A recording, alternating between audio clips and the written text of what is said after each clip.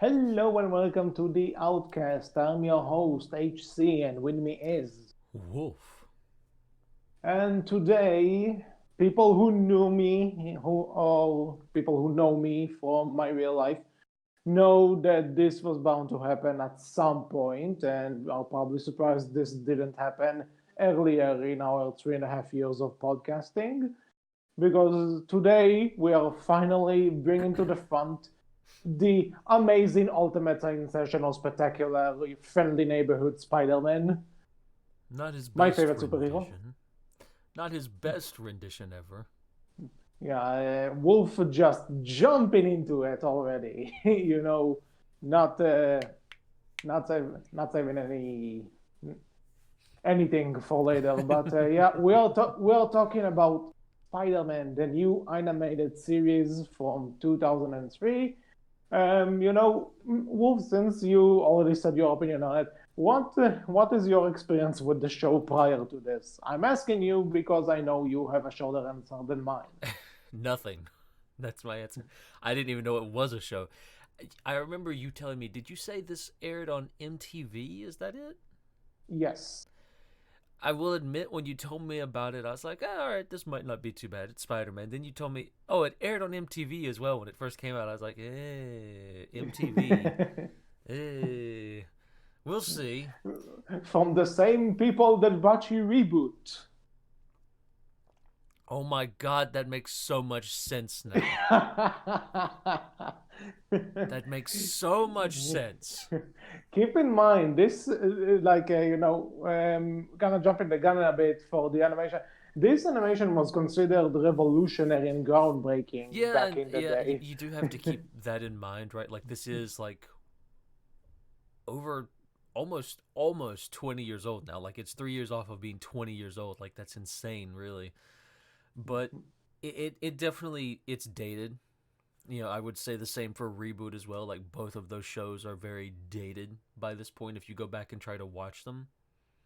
Mhm. But overall, like it has its problems, and as saying, like it is dated. But I didn't hate my time with it. I didn't hate the show.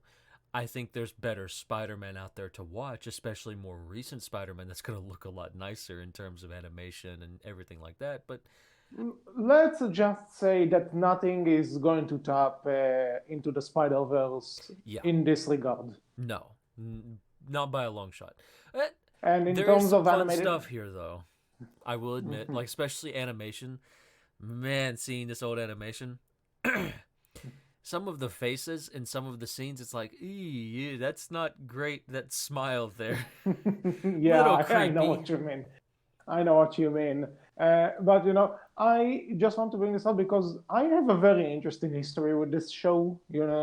Because this, I remember watching this when it came out Hmm. because it aired like it was because it started airing at like a summer vacation right after another show a friend and I liked, and so we would watch it after the show. We saw like there's a new episode. We saw there in Spider-Man, and we thought it was the old '90s show, Hmm. the animated '90s show, and we were like, oh, cool. Let's just stay on this, and then we just get this whiplash CG thing that's supposedly tying into the Sam Raimi movie, which came out a year before, and we're like, we have no idea how the hell we landed on this, but we kept on watching it as the days went by, and then one day, and then it just ended. And for the longest time, like for 7 years, this show I believed was a fever dream that I can like imagine. I just thought I imagined that there was a CG Spider-Man cartoon, and like later on in like 2010, it suddenly started getting this notion that this was the Spider-Man show where Neil Patrick Harris, aka Barney from How I Met Your Mother, voiced Spider-Man in. This was the show. What I thought the voice sounded. That is him. Wow. Okay. Weird. Yeah, that's Neil Patrick Harris way before he became a star, and Weird. obviously way before How I Met Your Mother was a thing. Wow. Huh. I Two. I Huh. already dropped you two bombs, and we are not even into the first episode yet. That's I thought the amazing. voice sounded familiar, but I could never quite place it. But yeah, that makes sense. They Mhm. really underutilized him in this then. Mhm. Well, if you want a better Neil Patrick Harris performance as Spider-Man, play Spider-Man Shattered Dimensions. He's voicing the Amazing Spider-Man in that one. Hmm. It's the game which inspired Spider-Verse in a sense, but that's a story for another day. Mm-hmm. So after years of thinking this show was a fever dream, I started noticing that it has some cult following, mostly revolving around the ending, which we will get to. Where we won't discuss it now, but Interesting. and yeah, but then after like 2 months ago, I visited a friend in the UK, and as we were, we went into some shops, did some shopping, and hung around. And then all of a sudden, at this second-hand DVD and Blu-ray store, and also video games, I all of a sudden see the complete series on DVD for like £3. I said I could do a lot worse for in order to own a show that I thought was a dream, I'm and still not sure if it's not. and I got it, and I rewatched it as soon as I got home from the trip. And then when Wolf asked me, "Listen, is there anything you want to do for the Outcast after The Witcher?" I said, "You bet your ass I do." And now we're here. Fair enough. So to put kind of a closing thing on this, this show has a lot of stuff I like and a lot of stuff I don't like, and Mm-hmm. it kind of and my overall opinion on it is not necessarily that I either like it or hate it. It's standing somewhere in the middle. It's a very odd middle. I would say it's a nice time waster for the most part. Like, there's nothing here that makes me say, yeah, this is terrible, but there's a lot here that makes me say, you could do better than this show. As I said, it definitely shows its age. Like, some of the dialogue, some of the. Just the entire look of the show is very dated, but some of the dialogue is also that But early at the same 2000s, time, late 90s, yeah, but at weird, the same time, you edgy know, MTV stuff. yeah, but also at this time of like we are as we are recording this is like February 1st, 2020. Mm-hmm. So it's Dating the episode. so it's kind of fun and unique to all of a sudden have this time capsule of what the early 2000s were like Eh, all of a sudden. I mean, yeah, I do get that. And I said, like, I would say if you like Spider Man, go back and watch it. Not so much because it's good Spider Man, just because it's a part of that history, I suppose. But I would also say if you just enjoy seeing really old 3D, CGI and animation stuff, go back and watch this because you're probably going to get some enjoyment out of this and seeing, as I said, some of the creepy faces and just the creepy movements and just how stuff has changed since then, Yeah, really. Like yeah, some of the like God, the animation of, Spider-Man walking on walls or crawling on walls, and just the how they would they would show him like really fast, and they would legit have a little pitter patter sound for him as well. Was just that made me laugh the first time I saw it. Yeah, the first time I saw it, I had to rewind. I had to, replay the video back and go, wait, what was that? Repeat that, please? Actually, you say stuff about the movie, but actually, one thing for the most part, that I really enjoy about the show's animation is actually Spider-Man's movement. When he's swinging through the town and the When he's fight scenes. swinging, it's more or less good. Fight scenes, some of the choreography, in my opinion, wasn't great. But when he's swinging around, perfect. Yeah. Like, it With the captures it really exception of well. that one shot where he shoots a web at the camera and then goes past it. That shot has been reused so many times. You can play a Mm-hmm. drinking game with it. Mm. But okay, but I'll say this: as I think there's no real there's no real competition here when saying that I'm the bigger Spider-Man, not out of the both of Sure. us. So I will say definitely there are better adaptations of Spider-Man out there in shows alone, like Spectacular Spider-Man. If you want an amazing Spider-Man show, Spectacular Spider-Man more than lives up to its name. Hmm. And I would really love to do an outcast about it someday, but that's further down the line. The Uh, future. mhm. And Spectacular Spider-Man is also like 5 years younger than this show, but that's another. Again, for the time being, we're not talking about that. So, what else do I have to say?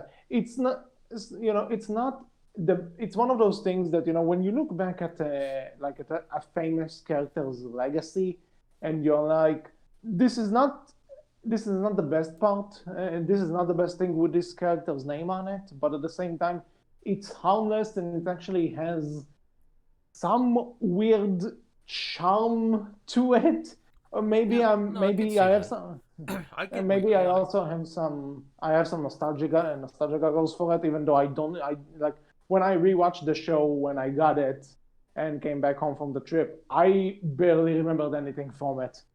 Like I can tell you, the I'll get to this when I get to the ending because I have a funny story about the ending, but that's for later. So one thing I will say that kind of annoys me, and we'll get to this more when we start talking about the episodes individually.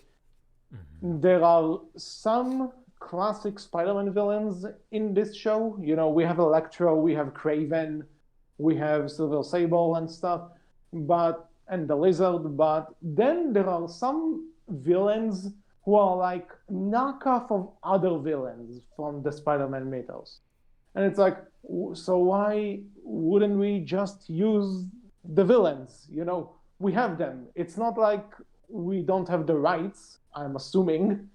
So this is something we'll have to get to. Where hmm. another thing, you know what? This is one important thing that we need to make up because this drags the show down. This is one of the things I don't like. This Hmm. show acts as if it's a direct sequel to the first Sam Raimi movie. Yes, it does. Like you can definitely get that feeling. Mhm. And the thing is, I'm not sure why would they even go with this direction because outside of saying, "Oh, this happened," like Harry thinking that Spider-Man killed his father, or implying that Spidey and MJ had something going. I mean, Spider-Man, not Peter. Very important. But then the character designs look nothing like the movies. Like Harry's not blonde in the movies. Peter Parker looks, ironically enough, more like Andrew Garfield than Tobey Maguire. Yeah, That's like if you're not going to make the characters look or this show behave, predicted the future. yeah, that's why I'm saying ironic because like it's like the show was in on it 9 years before. Like they knew that after Spider-Man 3, something is gonna get fucked up with with the production of the fourth movie, and they're going to reboot it earlier Hmm. than intended. You you know something? It would be funny if one day they decided to make a second season out of this and make him look like Tom Holland, but that's not going to happen. Um, but the thing is, so the characters look nothing like the characters from the movie. They don't really act like the characters from the movie. And then you take into account that Spider-Man 2, the actual Spider-Man 2, the actual sequel, which came out a year later, pretty much did this show better to an extent. Yeah. So, so like you're just looking at this as like a why there are so many question marks that honestly kind of fascinate me. Yeah, I think it mostly comes down to the Spider-Man. The Sam Raimi movie, this first Spider-Man movie, was popular. It made a lot of money, so why not? Yeah, I think that's hmm more than likely what it mostly comes down to. And yeah, for the most probably. part, I kind of like the fact that we had that bit of, hey, you've watched the movie, here's the Spider-Man show, watch it too. because we Yeah, didn't but kind of then repeat some of the stuff that we've had repeated ad nauseum at this point with Peter and his uncle, and Uncle Ben gotta die again, so lock yeah, and load. Uncle Ben is like a leaf in this show. Like for that matter, Aunt May is like it shows up in a picture. That's Yeah, it. both of Not them's even characters. mentioned. Here's a picture of them. Okay, we showed them. Move on. You know something? This is something. If we can go into the production of the show for a bit.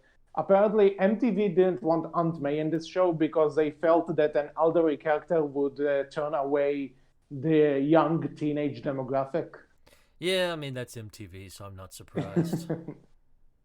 And apparently there was talking that originally this was supposed to be an adaptation of the Ultimate Spider-Man comic books, Yeah, I read that. at which at the time were relatively new. I think Ultimate Spider-Man was 2000.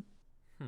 I'm not entirely sure, but there was supposed to be, an adaptation of that, and then they decided, hey, the movie made money, let's go with the movie. Yeah. And you can kind of tell that this is supposed to be an Ultimate Spider-Man adaptation because Brian Michael Bendis, the guy who wrote the Ultimate Spider-Man comics, is an executive producer on this show. Hmm. Okay, whatever. So we have a show which is very odd, and you know what? Let's start going over the episodes here. Okay. Um, Before we start so, off, should but we you know what? mention something? Before we say this, spoilers from this point on. If you Yes. haven't seen the show and you are interested, this is your chance to close the video. Go ahead, Wolf. So, spoilers from this point forward. We should mention something before we start as well. Should we mention that I didn't watch this show in the same order you did? I'm pretty sure. Yeah, this is a thing that has apparently been bugging the original airing of this show, and it also impacted when it aired here, and I watched it for the first time. Episodes aired out of order, and I think the site that hosted them, that Wolf watched it through, that apparently uploaded them a bit out of order. Yeah, they have, I guess, the airing order and not the order that Wikipedia has. Like all right. So, hi, this show is very hard to find online to watch legally. It's surprisingly enough, or maybe not surprisingly enough. I don't know.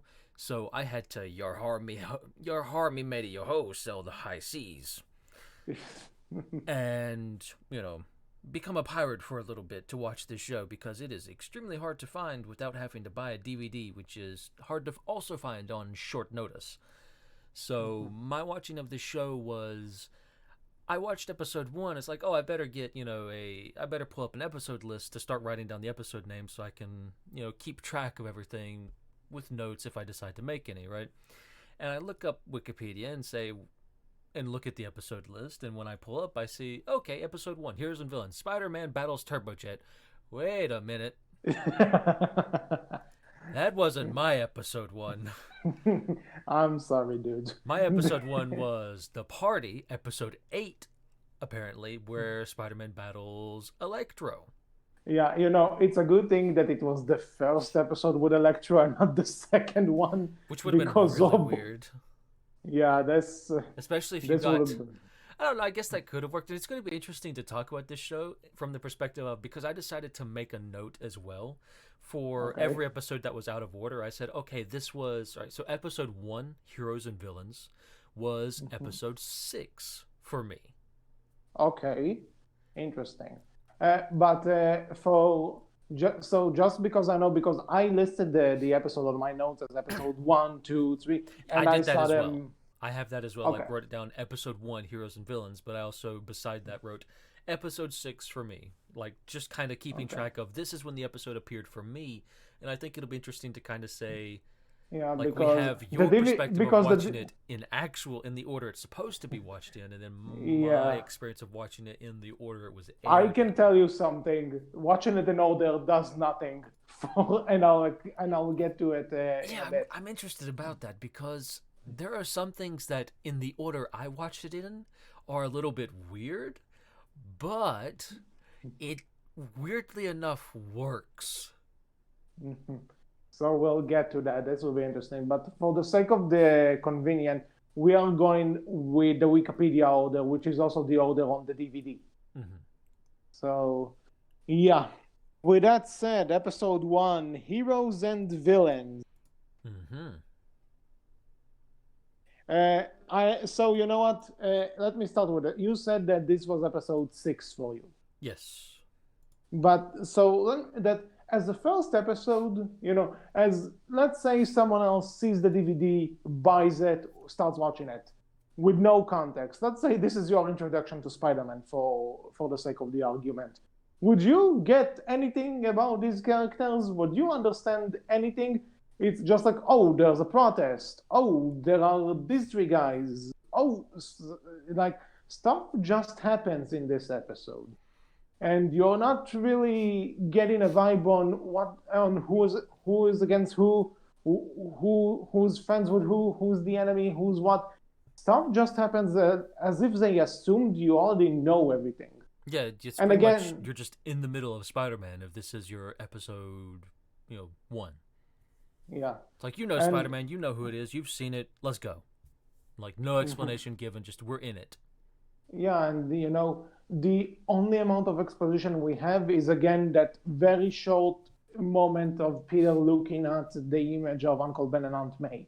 That's it. And you have no idea why the hell he's looking at it. It's just a thing. And then all of a sudden he puts on the costume and goes swinging through the city. So so as a first episode, it's very confusing. Very.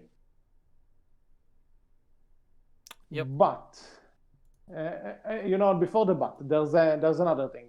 So we have this villain, Turbojet. Mm-hmm. Okay, This make is a one of our countdown on. this is one of our Make a knockoff villains, yes. Yeah, this is one of our knockout villains, which apparently he's based on Rocket Racer Hmm. or Blue Streak.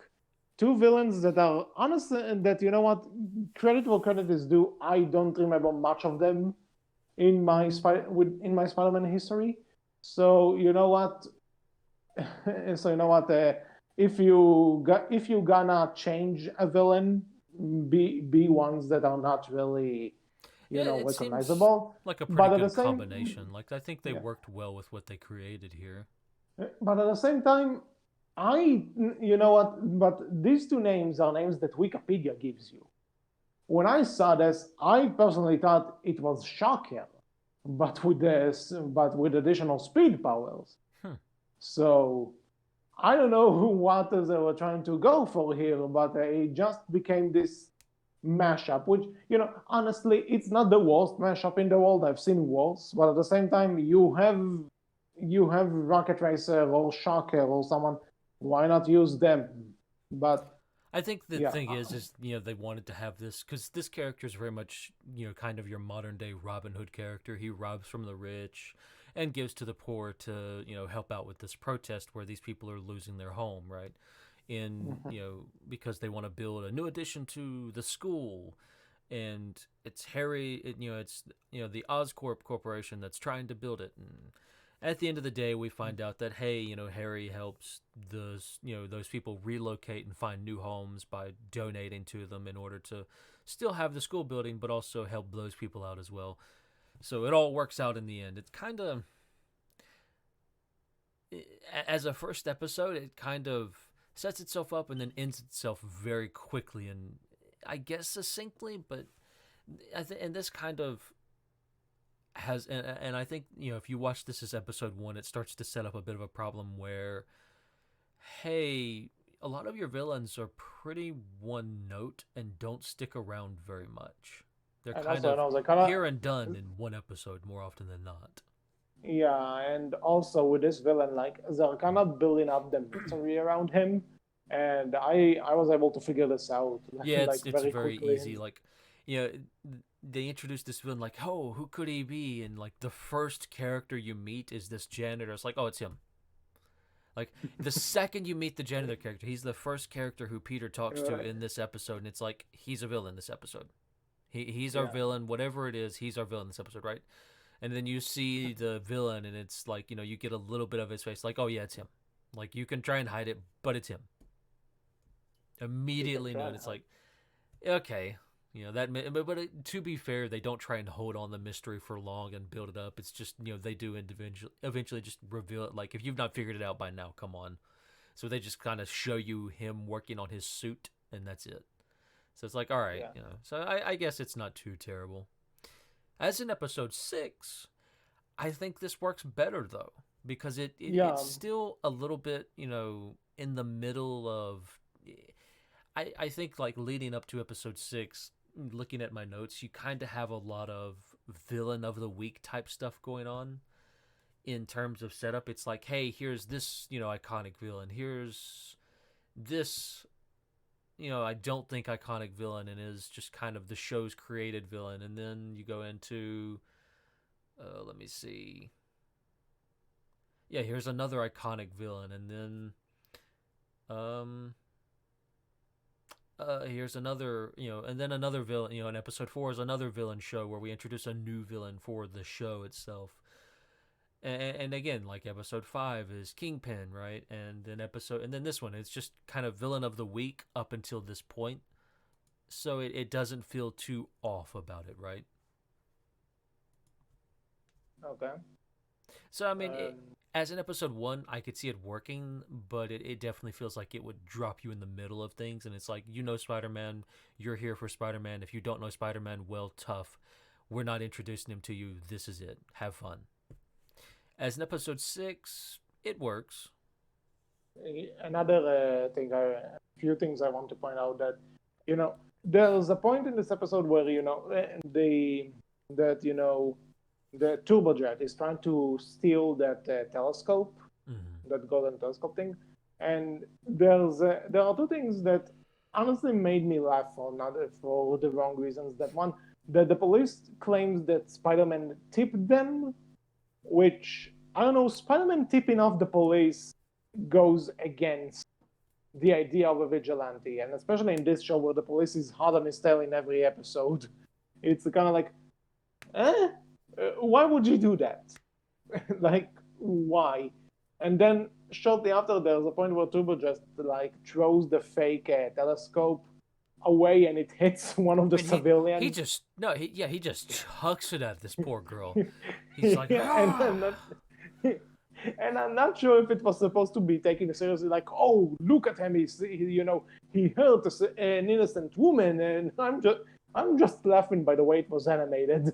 I don't It know. was just It, he just chugs it at that poor girl.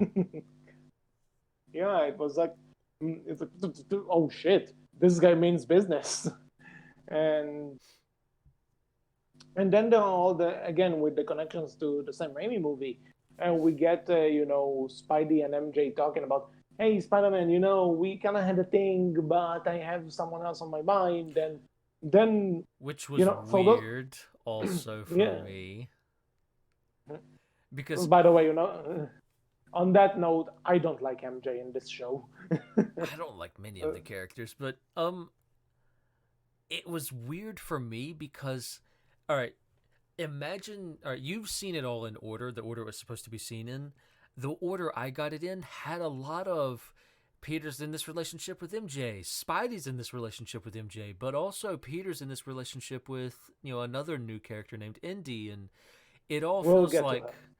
it all goes very back and forth in terms of who he's together with and who he's not together with. And there's the thing. Even in chronological order, Yeah, I can. this has no, because this episode here, the first one, Mhm. ends with Peter and MJ kissing, and Yeah. and then all of a sudden in the next episode, Peter is like, "Oh, she'll never go for me," and stuff. Yeah. And if you're going with the same Raimi movie, that's even weirder because by the end of that movie, MJ tells Peter she likes him, but Peter tells her that he can't be with her. Um, and unknown to us, known to us is that he's trying to protect her because if villains find out who he is, they'll try to kidnap her in order to get to him. Mm-hmm. So you have him telling her, I don't want to be your boyfriend, I'm sorry, to them kissing, to them being in like an on and off kind of thing, and then this indie Other shows up girl later. who's Yeah, and also on and off. it's like what is the status quo here, Yeah, people? it's very, very weird in terms of what this relationship is between these three characters. But yeah, I don't have anything else to say about episode one. There are Actually, parts of it the that, in my order, I can see making sense, right? There are parts of that three-way that I can see making sense in the order I got it in. But then there are other parts where it's just kind of like, where the hell did this come from? Even in any order, it doesn't matter. It doesn't make sense. yeah, A weird one, to be yeah, sure. It feels like there's missing episodes almost. yeah, and again, keep in mind this is the DVD order. This is the order that the creators of the show intent as canon. Eh. This is so I don't know, It definitely but feels like there's episodes missing, in my so opinion. with that said, should we go on to episode two? Yeah, I mean, I'll say Turbojet was a neat villain for this show creating its own thing. It worked well enough, and it wasn't.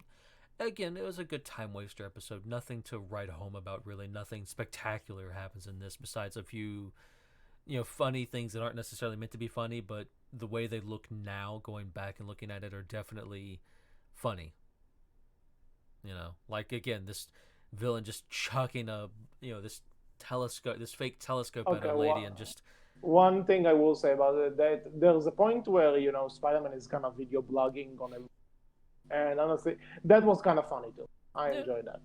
It has nothing it serves nothing in the story, but When take they what you give can Neil get. Patrick Harris the chance to actually quip, because he doesn't quip a lot in this one. Like generally Spider-Man's supposed to be more jokey, more Yeah. snippy, more snide. They don't. He's supposed to. I would agree that it lacked some of the snark, but it is there. Compared to the Sam Raimi movies that this show tries to emulate, Oh yeah, he quips way more in this show than the movie. but it's still not a lot though. It's still like way Yeah, less than what you would it normally yeah, expect from Spider-Man. it's still underplayed. But That's when they give him the chance to quip, you're like, no, Patrick Harris can do pretty good. Shame they didn't give him many good lines to quip with, but when they give him the yeah. chance, he can pull it off.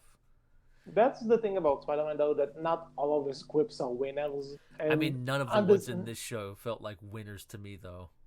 There's literally a dude flying around in a jetpack, and he said, "You know what I would fear most if I was in your position?" Clicked off jetpack, gravity, and he falls. It's like, eh. this is one of those that it's so bad it's good. I'm assuming that was their intention. Fair But enough. anyway, episode two. Mm-hmm. Let's see the name. Royal Scam. So one interesting thing to note about this one: the villain in this episode is Kingpin, I like this and design of Kingpin. It doesn't beat, Netflix's Daredevil version of Kingpin. I think that's best Kingpin ever from what I've seen. But I like their design for this Kingpin. He's just, this. They basically just turned him into like this giant pimp almost, and it's just I like this. This is great. this giant pimp. Yeah, I mean that's what Wow. he has. This like, come on, you cannot tell me you didn't see it with how they dressed him up with the cane and everything, walking around. Like it That's definitely why I'm comes off laughing. this That's why way. I'm laughing. That's why I'm laughing. Like it hit me now. Oh my It god, works I can't way too understand. well, and you know what? I dig that. It was fun. Mhm. But it's funny that you mentioned Daredevil because the guy voicing him is Michael Clark Duncan, who played this character in the Ben Affleck Daredevil movie, which came out the same year as this show. I don't mean that Daredevil movie, I know, but still, I but know fair you enough. didn't mean that.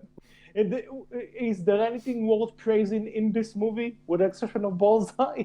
Eh, eh. Oh, and you know the line of, "You see that light? That's not heaven. That's the sea train." Mm. Say what you want about this terrible movie. This line is brilliant for all the Again, wrong it reasons. was so bad it's good thing. But Yeah. yeah, I like this So version of Kingpin. It was fun. okay. So with that said, so back to this show. So you enjoy the Kingpin. Yeah. Um, I also kind of enjoyed this premise. I enjoy the premise of um this of Spider-Man doing something for the country, not specifically New York, Well, and quote then unquote country. yeah, you know what I mean. Hmm. And that like that, but in return he will get some publicity out of this because this is something that episode one does establish, that the public is not a big fan of him yet. Hmm. It's like at this point where nobody really knows if they want a superhero like him, around. Yeah. And so I like the fact that I like the idea that there's someone who offers him something that he could do good with, and also, and I scratch your back, you scratch mine, and then it turns out that he that he's been duped. But the Yeah. thing is, that twist is being revealed to the audience way too early. Eh. I mean, I think they make it work for what they do. And the story here is, hey, Kingpin hires some actors to play the part of FBI agents and trick Spider-Man into stealing a chip that can make him rich. A computer chip that can decode financial transmissions so Kingpin can make billions of dollars. Right. That's the whole story here. And then later on, an actual FBI actual FBI agents come in and they take up Peter and say, hey, we know you're the closest person to Spider-Man, so give us Spider-Man because he stole something from us, and if we can't get him, then we're taking you down instead. I liked and hated this FBI agent all at the same time because it just came out of nowhere, just Yeah, out of like, nowhere. yeah, and literally out of nowhere, because poor Peter tries to make it to MJ's show, and all of a sudden this FBI agent guy kidnaps him and drops him in the middle New in the middle of Jersey, the bridge. in New Like, Jersey, way why? away from New York. Yeah, And it's also like, he takes his biotapes like, oh, you're part of bioterrorism now. It's like, what is this writing? What is this dialogue? And okay, it you want to talk? Actually, you want to talk about dialogue? Best line of dialogue in any show I've heard in a long time is when the FBI agent calls Peter up and tells him about the notes he took in class to give to MJ, and it's like, and all of a sudden Peter remembers something, and the guy goes, "Well, call me Dumbo because I'm all ears."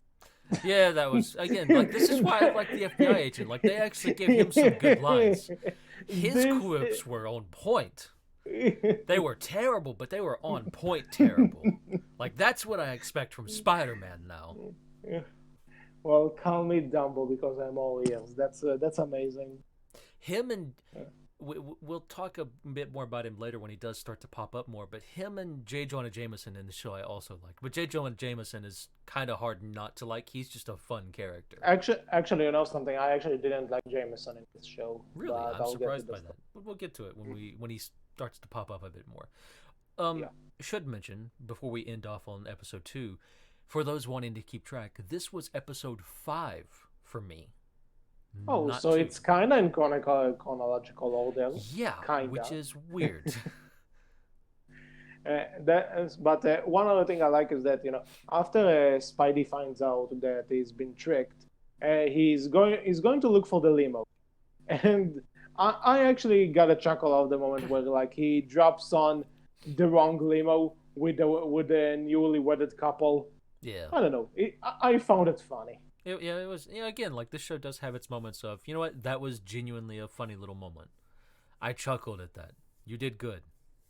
Like again, like some of the lines, like I chuckled at those. You did good there. So I guess moving on to episode 3, Yes. Law of the Jungle. So for those wanting to keep track, this was episode 8 for me. Oh, starting to jump a bit ahead here. Yes. But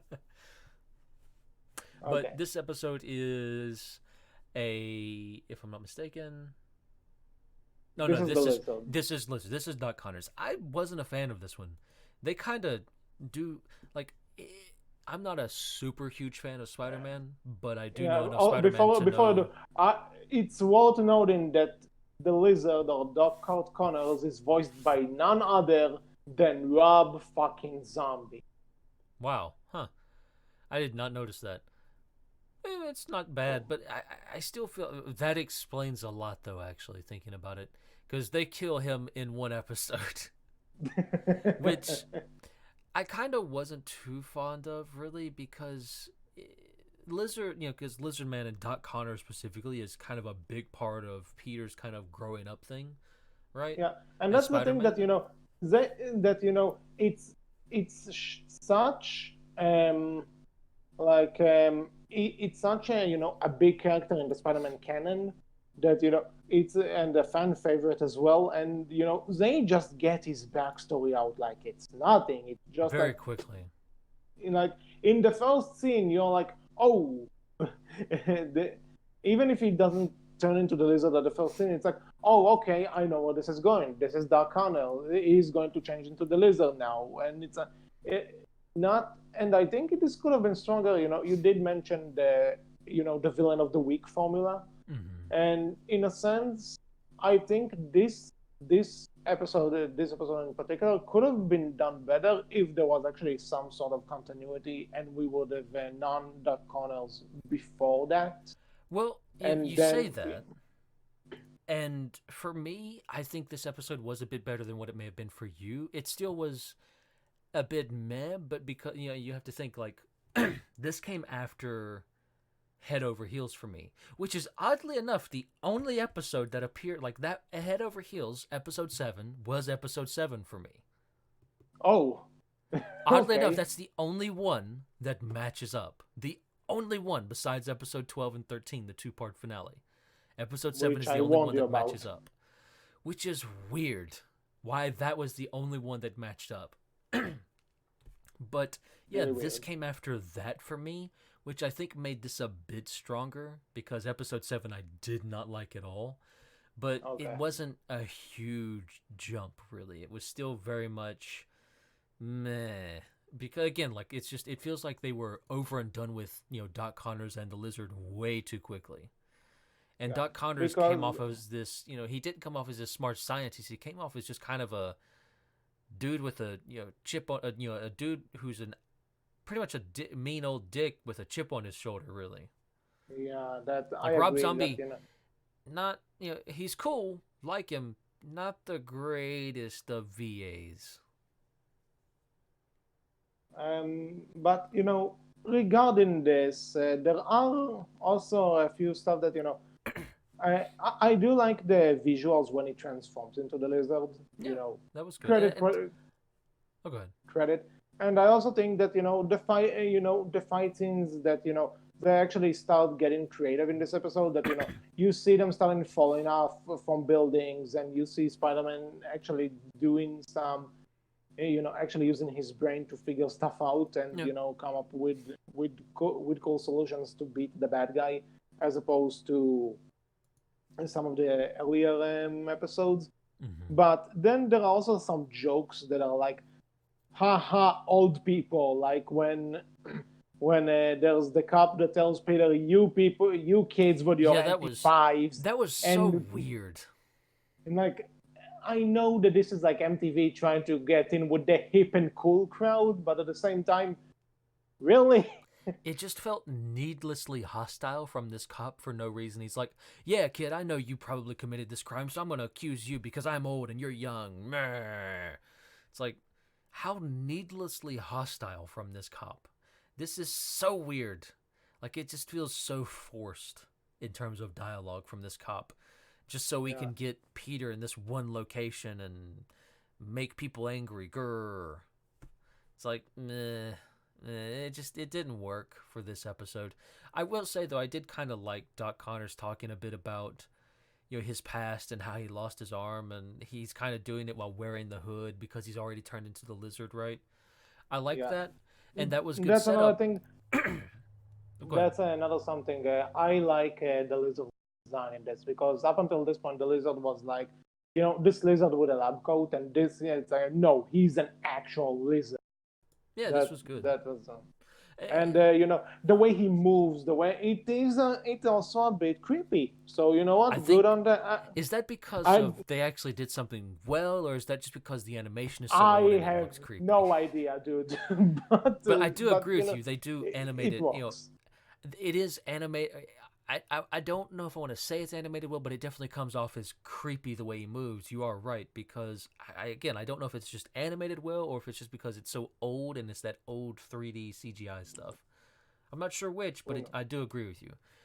I will say though, like the ending is just, hey, Doc Connors, Mr. Lizardman, stop struggling. You'll cut the web and then fall, and that's what Yeah, happens. it's like one the thing where with the chop with the fan chopping his arm off. One, that's brutal, Yeah, but and then it's like he falls off the building. It's like, okay, I guess and he's we dead. resolved that. Okay, It's just so anticlimactic for nice. how they built him Yeah. up before that. It's just To it, yeah, I agree. This ending was like, yay, I guess I Spider-Man you know, won. bringing up that, like, there is quite a bit of Doc Connors losing more than one limb in this show, actually, in this episode, actually, because he loses his hand as well, I think, at one point. Yeah, And that's what I said, that the fan is cutting on his arm. well, no, he loses his arm, but he loses his hand before that as well, also, I think, Oh, if I'm not mistaken. He did something happens there with his I hand. Maybe it's just a finger or two, mm, but either way, like the show. My point is that the show, I think, is a great example of, yeah, you don't need to show people getting hurt or actually showing people getting killed on screen, right? Because it just kind of feels needless. It's like, ooh, we're edgy, but also at the same time, that was MTV back then, right? Late '90s, early 2000s MTV was, hey, we're edgy. We use curse and words in our show, okay. edgy. I have a nitpick about this, that the lizard is going for Oscorp, because if there's one thing you Yeah, need to know about Spider-Man lore, is that Norman Osborn is an asshole, and he pretty much wronged every person that he came in contact with. yeah. Oscorp is So evil. yeah, not necessarily Oscorp itself, just Norman Osborn. Eh, in Uh, Spider-Man, Oscorp's pretty evil. because of Norman Osborn. It's not the company itself that does. I think it goes hand in hand a little bit.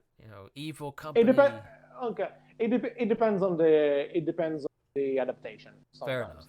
But the thing is that how is it that Oscorp, like the biggest corporation in the Spider-Man mythos, is a no signal zone on Harry's phone? That might be a nitpick, but it drove me nuts. Yeah, that one Like, didn't make sense at all. so again, just an observation, and also this is the first time we see Jameson in this show, and I don't know. I think the thing that I don't like about it is that they try to give him like the J.K. Simmons dialogue and the J.K. Simmons inflections, but the actor isn't J.K. Simmons, No, and he's not. it doesn't make it work. I still think his lines were good, and I think he read them off quite well. I think he did quite well for what he was given, right? Like, they taught him be more like J.K. Simmons, and he definitely tried. He's He close, but he's tried. definitely nowhere near being able to do it, which is fine. It's hard to imitate J.K. Simmons, right? Like, that's a hard act to follow in some ways, but I think he did good here. I think this character and this actor did really good for what he had. Again, he had some really good lines. Some of my more favorite lines came from him, especially when he's just being rude to Peter. It's like that's Yeah. J.K. That's J. Jonah Jameson in a nutshell. And once again, like, it's hard to mess that up in some ways, and this actor does well with Yeah, that. but like it's written well, but I think the bit could have been better. That's fair. But okay, so moving on to episode 4, the Sword of Shikata. So for those wanting to keep track, this was episode 11 for me. Ooh, okay. And you know I what? Oh, go ahead. mini rant. Shikata. is fucking Craven.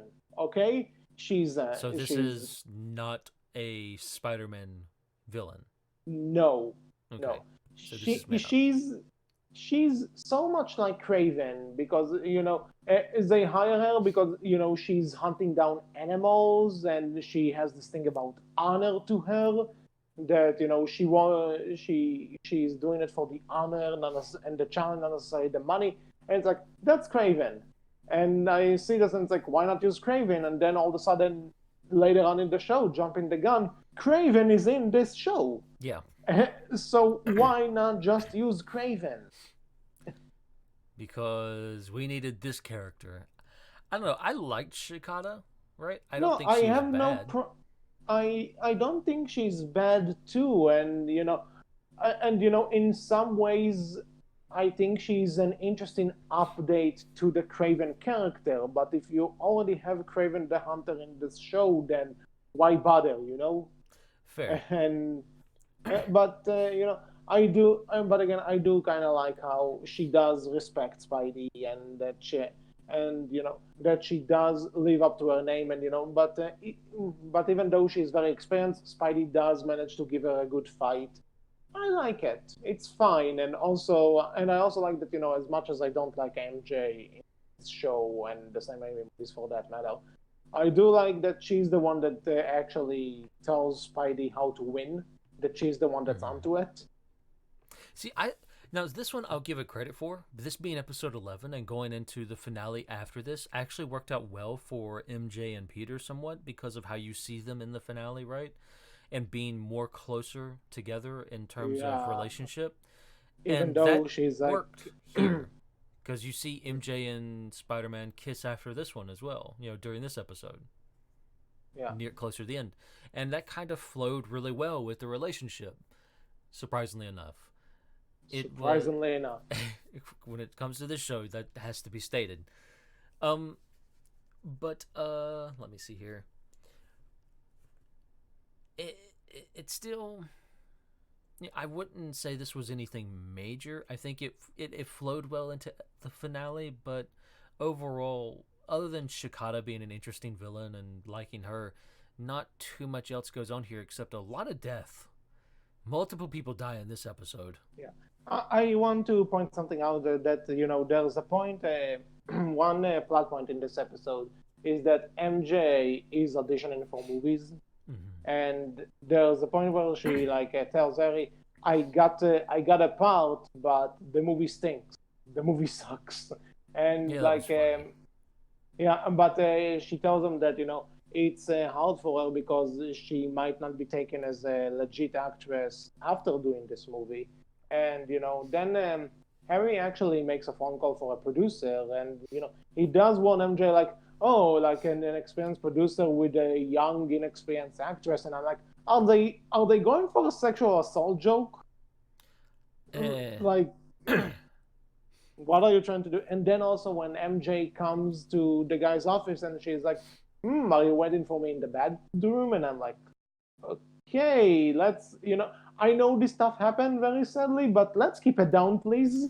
Well, You know, it's again, it's that you can tell it's that early 2000s, late 90s edginess joke of, hey, we're making sexist jokes, but we're not sexist. Finger guns. yeah. And there's And quite a few jokes like that. You'll hear other jokes from other characters where, yeah, this isn't great. This especially has not aged well. This commentary right here that you're making, like, hey, yeah, and again, with all the body counts and what happens to this guy's finger at one point, and this just feels like we're doing this because we can, not necessarily because it's right for the story. yeah, it feels like, hey, we're on MTV, so we can take advantage of this, we're edginess, the edginess and the higher rating stuff and all of that, right? Like, which could be good for a Spider-Man show, and I think would be enjoyable for a Spider-Man show. Yeah. This show did not hit that mark. Okay. One more thing I want to say is that so she kind of she forces Spider-Man to battle for the death, Mm-hmm. and and he doesn't want to kill her. He just wants that she'll go on live. And then MJ tells him that the sword gives her the power. Destroy the sword. Then Spider-Man destroys the sword. Then she just kind of vanishes, Yes. and it's like, so in a sense her vanishing doesn't count as to the death. That's not killing her. I think the idea was she was so old, right? Because the sword, she uses it somehow. It's not explained at all. She just uses the Yeah. sword, the moon, and some chanting to make herself young again when she's actually extremely old. And she has other magical powers too, which are never explained either. Possibly coming from the sword, who knows? And once you destroy the sword, it's like, well, I'm too old to live now, so I'm just going to turn to dust, I think is what their idea was. It doesn't translate very well in terms of the animation, but I think that's what the idea was. Again, interesting character, but this is where I started to notice, and this is really the big sticking point on the villains for this entire show. It feels like they're over and done with way too quickly. It feels like, man, if you could have built this villain up a bit more and kept them around for a bit, they could have been really good. And Shikata could have been one of those really good villains if we could have built her up a bit more and had done more with her. She just, for me, she popped up in episode 11 and it's like, hey, I'm here now. I'm going to do this thing and then you're done. Okay. Weird. But Okay, but it wasn't still, terrible. It did work for the most part. if you take out the data, some of the data, the commentary, and some weird stuff, it's a fine episode. It Yeah, works. it works for episode 4 or episode 11. I think it would be. It's okay enough. Okay. Moving on to episode 5, Keeping Secrets. So I'm going back in time. This was episode 2 for me. Oh, whoa. Yeah. Okay. One thing I will say that aside from the fact that this is clearly a Black Cat ripoff, and Yeah, that's who this felt like. I was wondering. and what the funny thing is that a lot of people kind of give Black Cat shit for basically being Catwoman from Batman. So it's like we have a ripoff of a ripoff, even though Black Cat is better than a Catwoman because Spider-Man is better than Batman. Come on. But Send all your angry comments to HC. Batman is boring. But Send all of your angry that comments to HC. but that's besides the point for another day. But anyway, so we have this Talon character who is basically Black Cat, and you know what? I'll give it a pass in this case because I actually really like this episode, and the Yeah. reason I re- and the Good. reason I really like this episode is because it seems like they kind of realized the formula for great Spider-Man stories, and they realized that the best Spider-Man stories are the ones where Peter's and Spider-Man's world collide. And Mm-hmm. here he's trying to catch this thief who's now dating Peter Parker's best friend. Harry Osborn. Yep. Yes, And he doesn't want to take her to jail or bring her in or for her to get hurt because he doesn't want Harry to get hurt.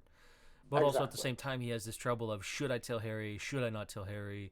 And it's good. It works. I think this was for me episode 2, so I think this was good setup coming in from. Let me check again to make sure. What was episode 1 for me? It was with Electro, Yes, the so first one. it was good coming into this because we kind of. How do I talk about this without spoiling future episodes? This is You so know, hard and weird to do. So well, we're in the spoiler corner, so people who will see this or have probably watched uh, the entire show by this point. fair enough. So So for me, episode 8, in episode 8, you have it seems like Electro is gone for now and dead, and another character also dies in in that episode as well. And so going into this episode where you have everyone kind of recovering from that character death, even though everyone kind of just it happened, everyone's moved on very quickly, nothing really comes of it ever. It does flow pretty well of Peter not wanting to see his other friends getting hurt also, right? yeah, I agree. So Yeah, but chronologically, Electro didn't happen yet. So true. um, as but as a thing, so I think that the way Harry and Talon fall in love is the quickest thing. Yeah, like like she preceded him in bungee jumping. It's like, oh, I'm in love, and he jumps like suddenly a couple. Like yep. I wish this is in real life. Like, but but then there's the entire thing of when they invite her to dinner, and there's a point here that when there's the hot water in the in the pot, and it looks like an animation error. It looks like the snow screen, if you know what I mean. Yep. It's something it's something I noticed. Um, Yeah, I'll say this, like, for being a ripoff of a ripoff, like, Talon, and I think her other name is, let me see, Cheyenne, I think it is. She's more or less, Cheyenne is is her real name. yeah, Cheyenne is her real The name. town. Talon is her villain name. She works for the most part. She's not, a terrible character. She's all right. Very And stock yeah, standard and for this type of character. Like, you've seen Catwoman, you've seen Black Cat, you've seen but I this, will say that you've seen this character. but as a Black Cat knockoff, she does retrain what makes Black Cat likable, and whenever she's out with Spidey, they do have a good chemistry going Yeah, on. they worked out So well off I, one another for the one episode we see them until, well, she got shot while her and Spider-Man was fighting because the cop shot at them, and that's it. So she's leaving the city now. She's not coming back. Harry and her relationship is done. bye. Okay. Feels like you were trying to Actually, set up more there, and it's just done. yeah, that's Again, another thing that I kind of like, with the shows like this, you kind of need to make some of the characters yet sometimes. And then there's the point where, Harry comes into Peter's room, and Peter just throws the Spider-Man costume into the ceiling and webs it to the ceiling. It's like, if Harry looked up even for a second, it's kind of, he would be. there's a lot of moments of, how did you not notice this? Yeah, I know, but And there's this also some one in moments particular, of, how are you this dumb? yeah, I But again, know. it does make for kind of a good laugh, unintentionally so, right? Yeah. So, I give it credit. Yeah, but again, I enjoyed this episode, but again, so much more you could have done with this. It was over too quickly, too fast, and we needed more. Again, I come back to, But I really do feel like there's episodes that just have been missed. Like, I feel like they may have been rushed, or they just had episodes here or more plans here, and they just couldn't do it, and it was cut. who I, knows? I, I don't know, but it definitely feels like stuff is just missing from this show. Mhm. So we are moving on to episode 6, which is tight secrets. Yeah, Tight Squeeze, episode 6. This Tight was secrets. episode 4 for me. Mhm. Also an alternative name for the episode. What it is? Imagine if Spider-Man was in Die Hard, because Much different there's movie. Mhm. but because there's this group of terrorists called I'm sorry if I'm mispronouncing it. I forgot how to say it in the show. Pterodax. Peter Petrodax, Yeah, yes. Pterodax is what it is. Hmm. And they're trying to break into this safe, and but in order to do that, they want to distract Spider-Man by blowing up a building close by, and which is the Channel News building. Mm-hmm. The irony. So on that note, this is the episode where we are introduced to Indy, who is basically the not Gwen Stacy / Betty White of this show. It's interesting because I got introduced to this character in episode 4. You got introduced to this character. Well, actually, no. I got introduced to this character much sooner than this. Yeah, this is like anime dubbing So, bullshit where episodes would air out of order. well, no, And I also it's saw like, this. ooh. So for this character, for Indy, right? When I saw her and Peter were already in a relationship. Her and Peter were just kind of like, Oh, they're together now. They're an item. And then I saw and all this of a sudden episode, the were they're they not introduced? together. So this is where my order starts to fall apart a little bit in Yeah. terms of the relationship between Peter, Mary Jane, and Indy. But so this one, dropped the ball quite a bit in this regard in terms of my order. But the relationship is done in such a weird way that it almost doesn't hurt it. It's actually, it doesn't help it, but it doesn't hurt You it. know something? I know that, MJ has ever since became like the de facto Spider-Man girl. Mm-hmm. I'm aware of this. I agree with this for the most part, but in this show, I think he's much better off with Indy. Indy, yeah, Yeah. there is better Uh, chemistry there. I'll agree. Yeah, they actually because they actually have stuff in common and not just like, oh, we know each other for a year or something and we kissed a few times Well, because Indy also has better lines, in my opinion, too. Mhm. I think a you lot know of the I better lines come from Indy more so than Mary Jane. if I may go on this for a bit, since she's basically the Gwen Stacy of this show, uh, minus the neck breaking and stuff. People have kind of came up with whenever people debate Gwen Stacy or Mary Jane, people usually come up with the argument that Gwen Stacy fell for Peter first, Mary Jane fell for Spider-Man first, and then Peter. So in that sense, people prefer Gwen. And I think that logic also kind of dictates into this show. Like that Indy seems to like Peter for Peter, while MJ just kind of just wants him to be hers. And why exactly? Actually, you know what? You know what? Rent on this episode. There's a Uh line. oh.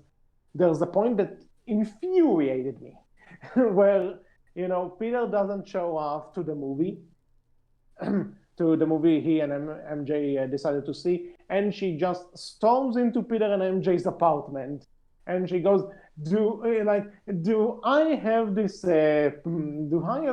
smell that sends messages to Peter Parker that go run away, Yep. and Harry tries to tell her, bitch, shut up, he's on the TV, he's a hostage, and it's like thank you for someone for calling her out. I Little I rude don't like there, HC, but yeah, I do get it. It was it, for me, by that point for you, I'm sure it was starting to get annoying how MJ was acting in the show. Again, by this and point for again me, because this was because episode 4. yeah, so for me it was two episodes further into the show, Mm-hmm. basically the halfway point, And you had a much and different relationship to view between MJ and Peter and Indy and Peter. My yeah. relationship viewing with this was much different, so that's why I don't think I minded as much. Like it actually works for me, even though it's in this weird reverse order. It actually kind of works better in some ways, which I is don't know weird. anymore, dude. I don't know. I don't know. I don't But know I why, will. but it kind of works. Well, going back to the episode for a second, one thing I do like is that, in a sense, it is still Spider-Man that saves the day, but at the same time, it's also Peter Parker having to do stuff outside of the mask, which I kind of Yeah, like. because he So, is taken hostage with Indy and the others, and and he kind of has, and the villains are waiting on Spider-Man to show up, otherwise they're going to kill everyone, and he has to figure out, how do I get Spider-Man here while also being Peter Parker, right?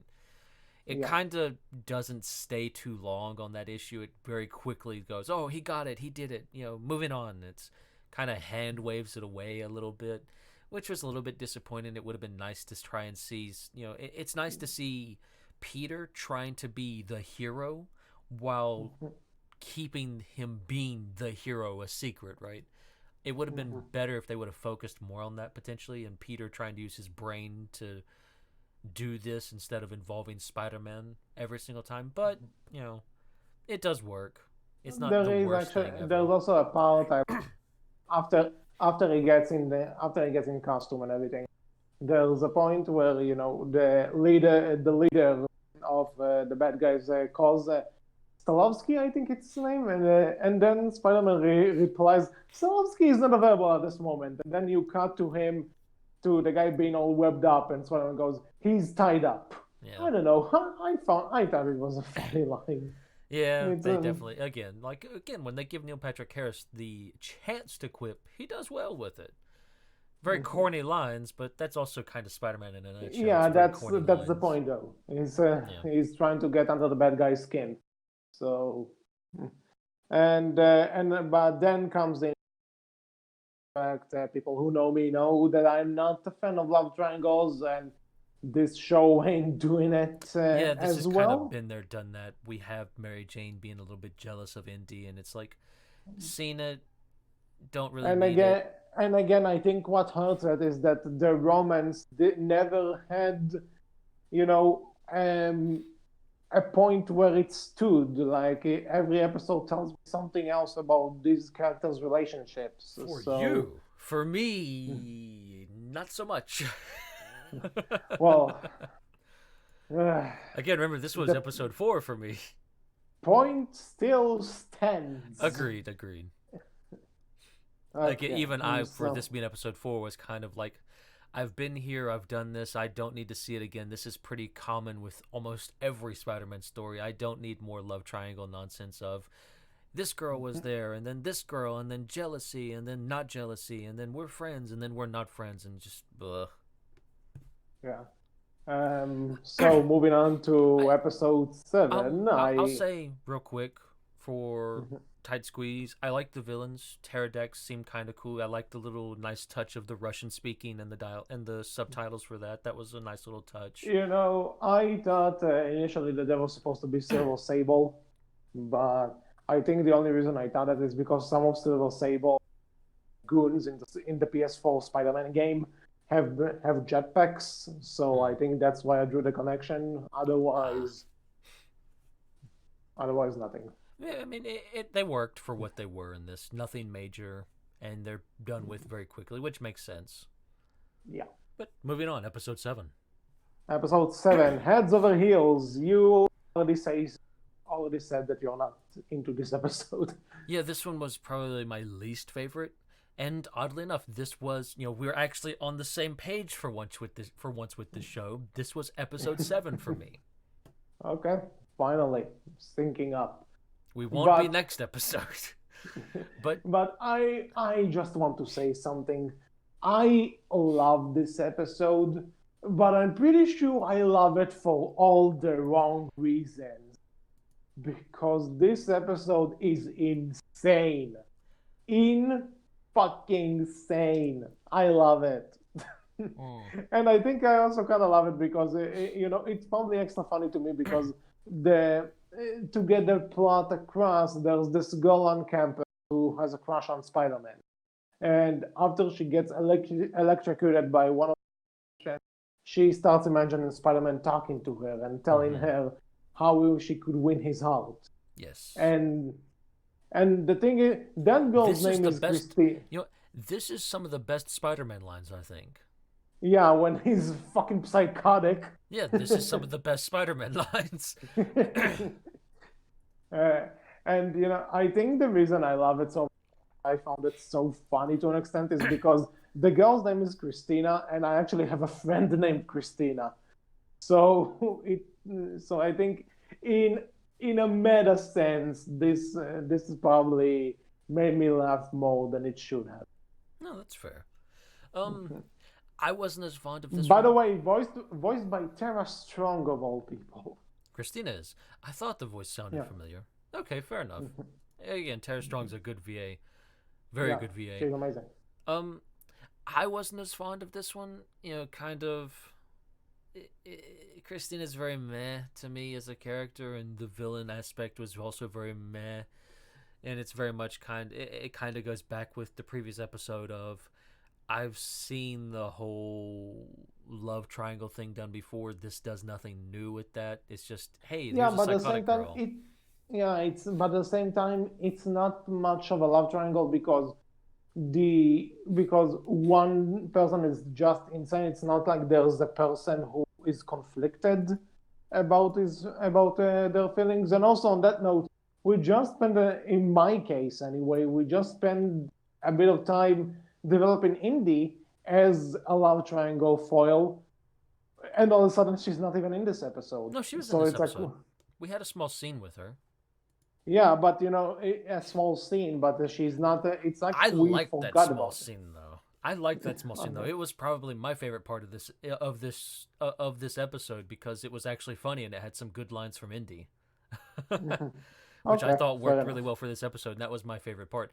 I really didn't like the part at the end where because you have Christina being this crazy stalker for Spider-Man, and you have Mary Jane earlier in this episode saying, "Hey, Peter, we should share our most deepest secrets with one another."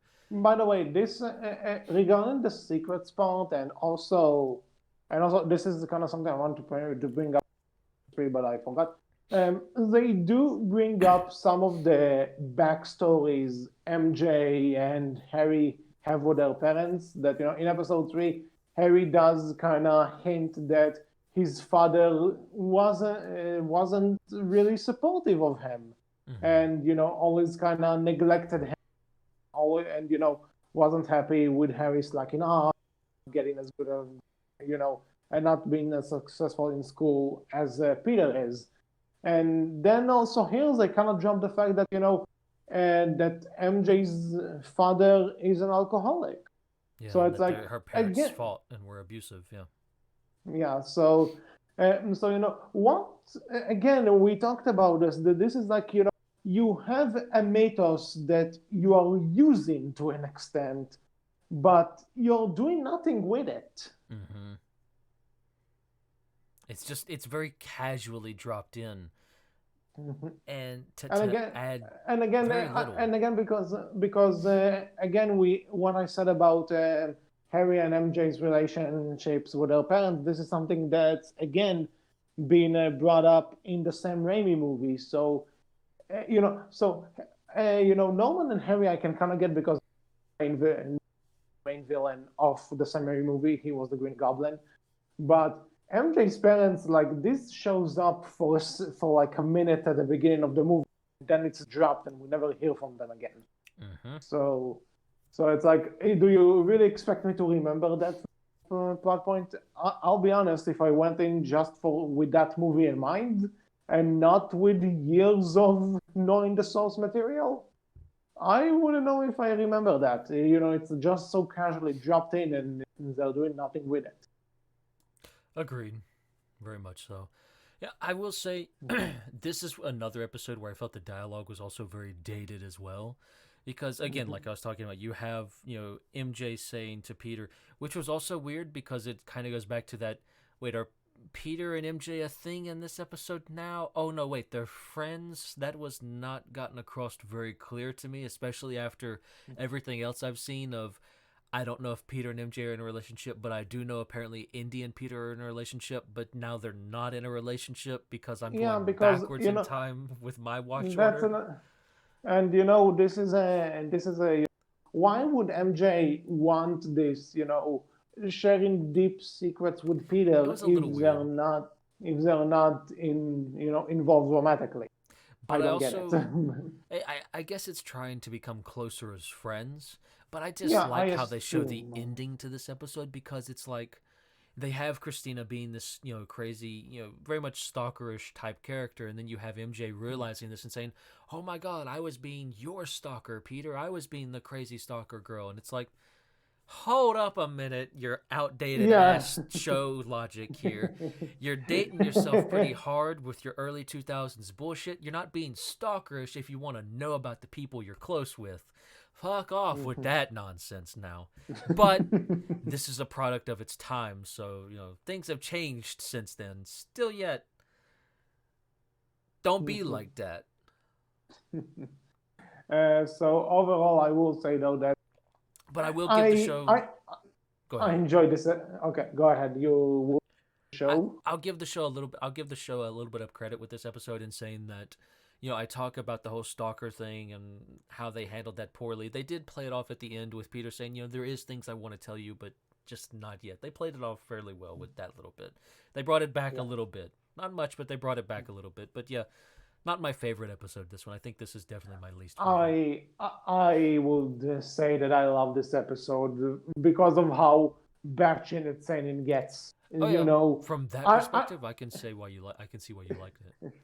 yeah, because how many shows can you say where a girl gets electric electrocuted to the point she is mentioning her crush, telling her how to do stuff in order to win his heart, and Mm-hmm. it gets to such psychotic levels?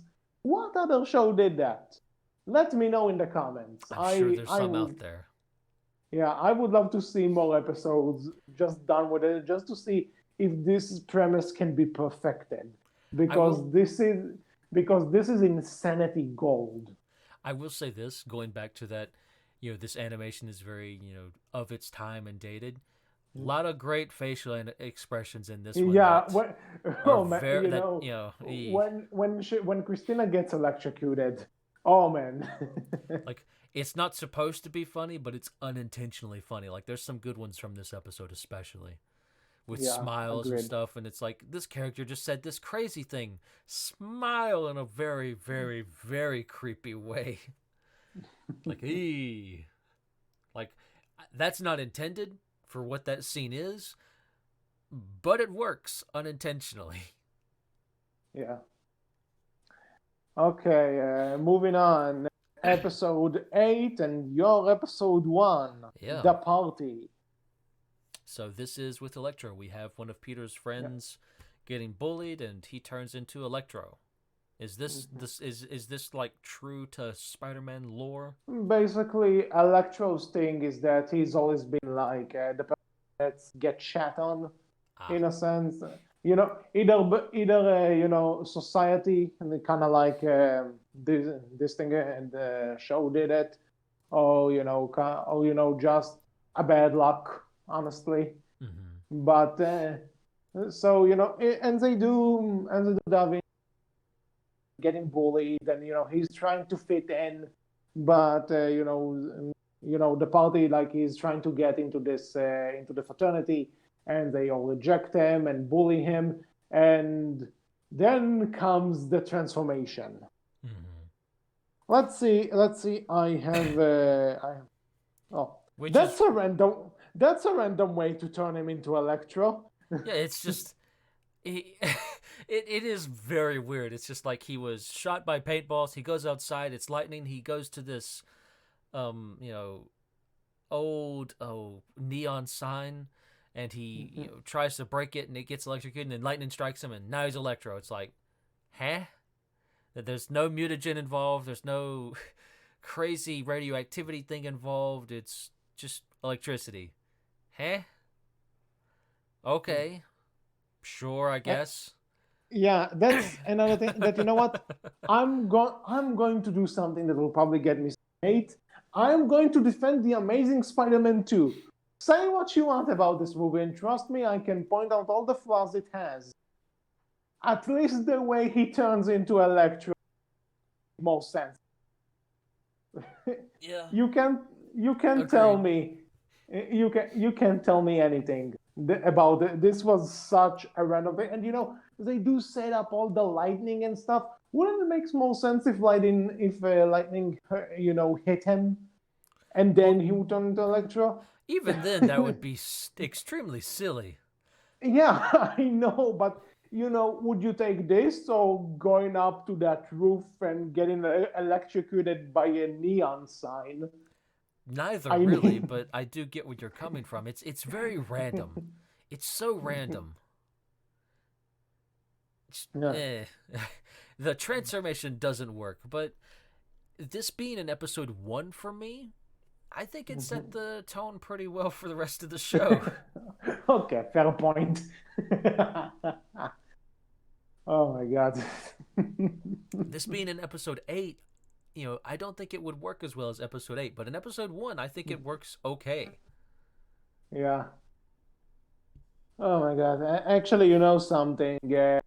Fun fact about the DVD. It splits into two discs, and the first disc is episodes 1 till 7, and the second one is 8 until 13. Mm-hmm. So, so I just want to say that imagine if for some reason you're putting disc 2 first, so you'll get the same you'll get of those people You that broke up a little this will bit. be your Repeat first that. episode. You broke up a little bit. Repeat that. Oh. So I said that since this is the first episode on the second disc, if some guy bought the DVD and started with disc 2 for whatever reason, he would have the same reaction as you. That's not bad. And again, I think this would be a good first episode. Episode 8, episode 1, okay, yeah. I will say that actually when there's the scene in the school where Peter um, protects Max from the bullies. There is actually a very cool spider sense moment there. They don't really do a lot of things except for, oh, there's danger around, I better suit up. So it is interesting to see that he's actually using it to time the moment where he jumps out of the way of attack, and then all three of them punch each other at the same time. That's great. Mm-hmm. For some reason, Electro gets whenever Electro is in a Spider-Man product, they get some creative visuals with the Spider Sense. So that was actually a really good setup for an episode 1, though, because it kind of gave me like, oh, this is how the spider sense works. Okay, so that's why he can do that and where that comes from and everything. Like, that was actually really good for an episode 1 of detailing out how some of his powers work, right? In a very, hey, we don't have to explain anything, it just kind of show way, right? Like, that actually worked pretty well. I agree. But yeah, like, overall, it was an alright episode. A weird one, but an alright episode. So another thing about this, apparently the X-Men are a part of this universe.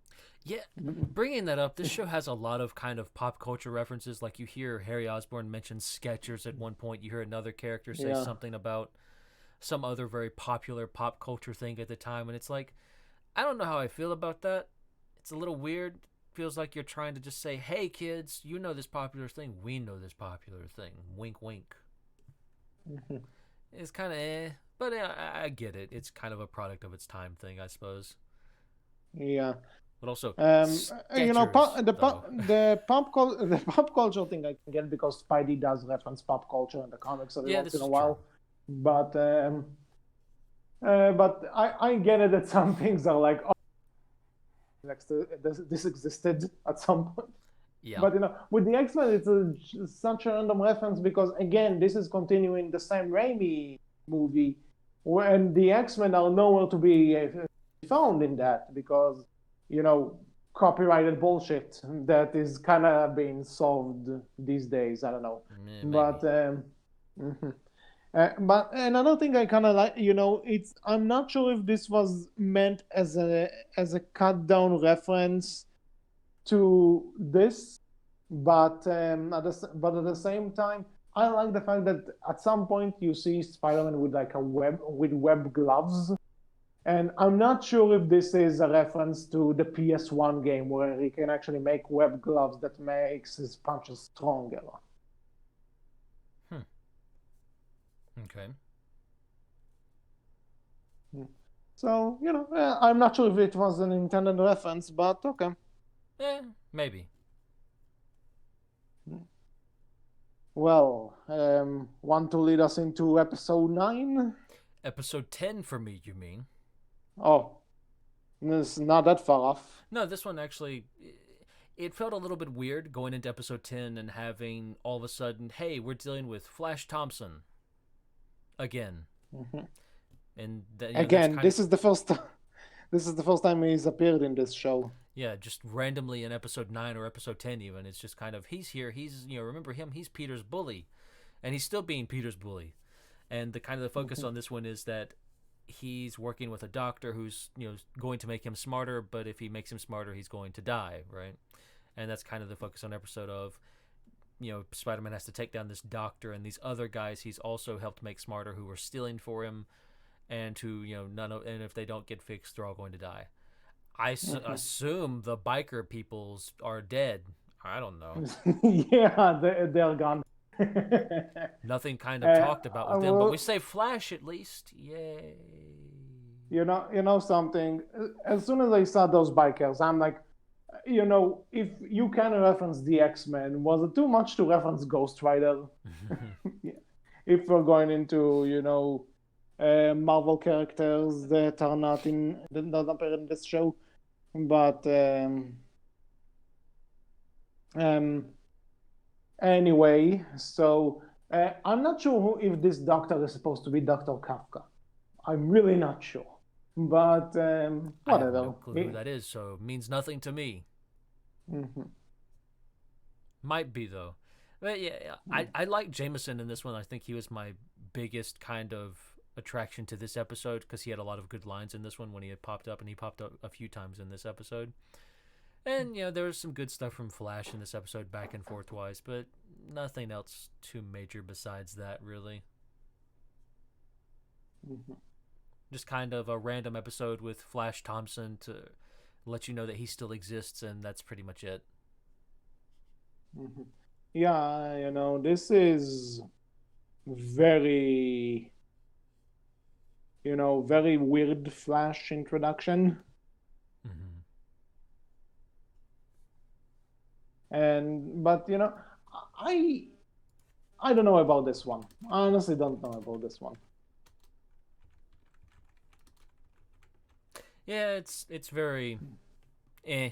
One thing I will say is that when they do make Spidey weaker, and all of a sudden his webs don't work, I'm like, you see, this is why the mechanical web shooters are better than the organic ones.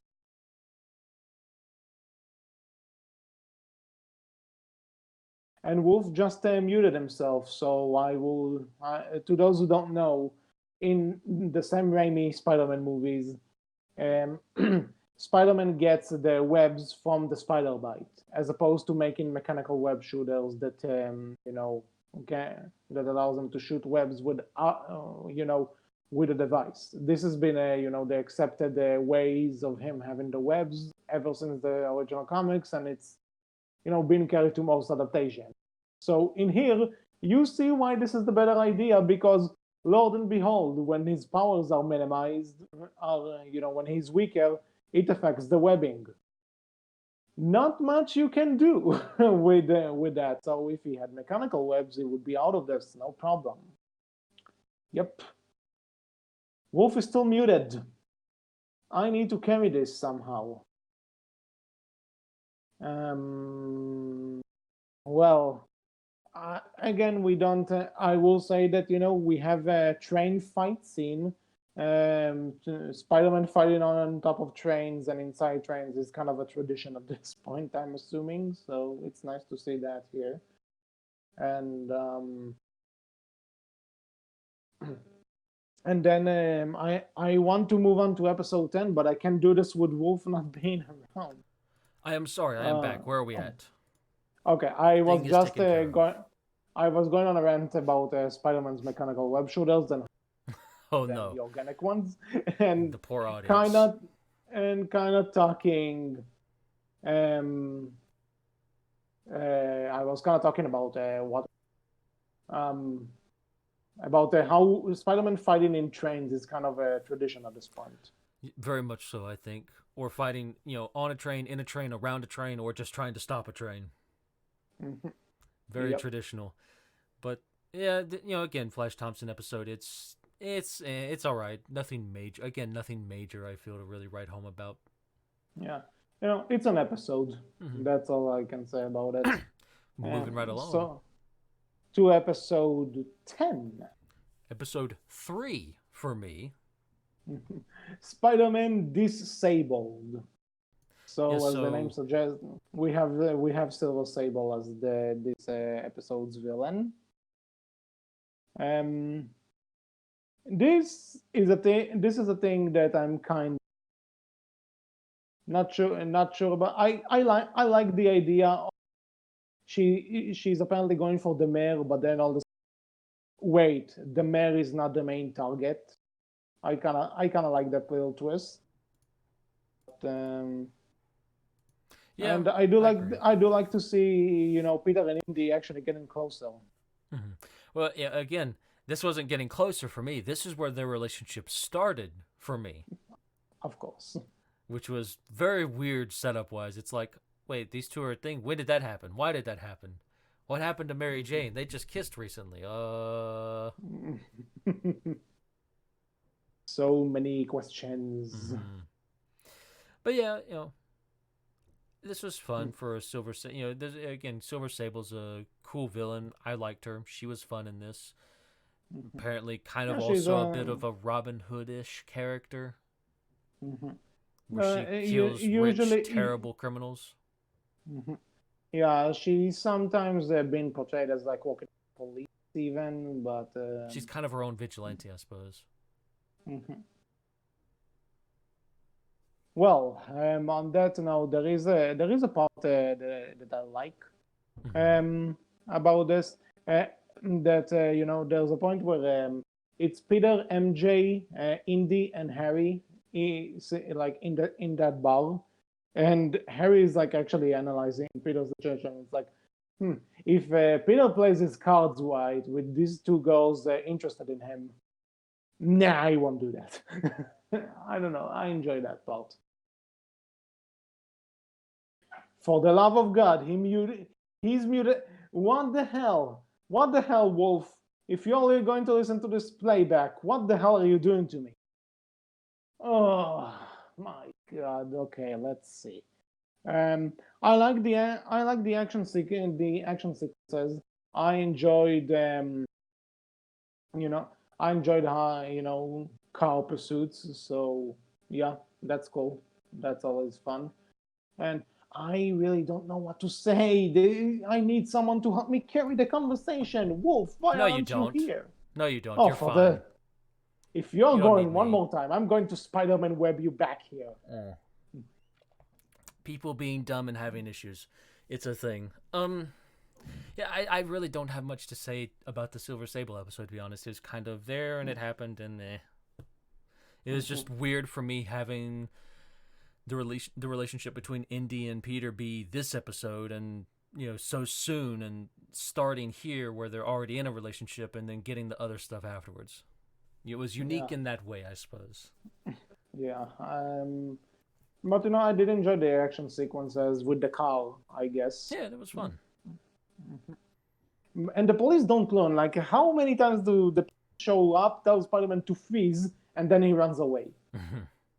Upgrade your upgrade your damn methods, Mm-hmm. police. I'm assuming this is a commentary too. I'm not sure. Possibly. Mhm. Well, so moving on to episode 11, when sparks fly. This was episode 9 for me. Mhm.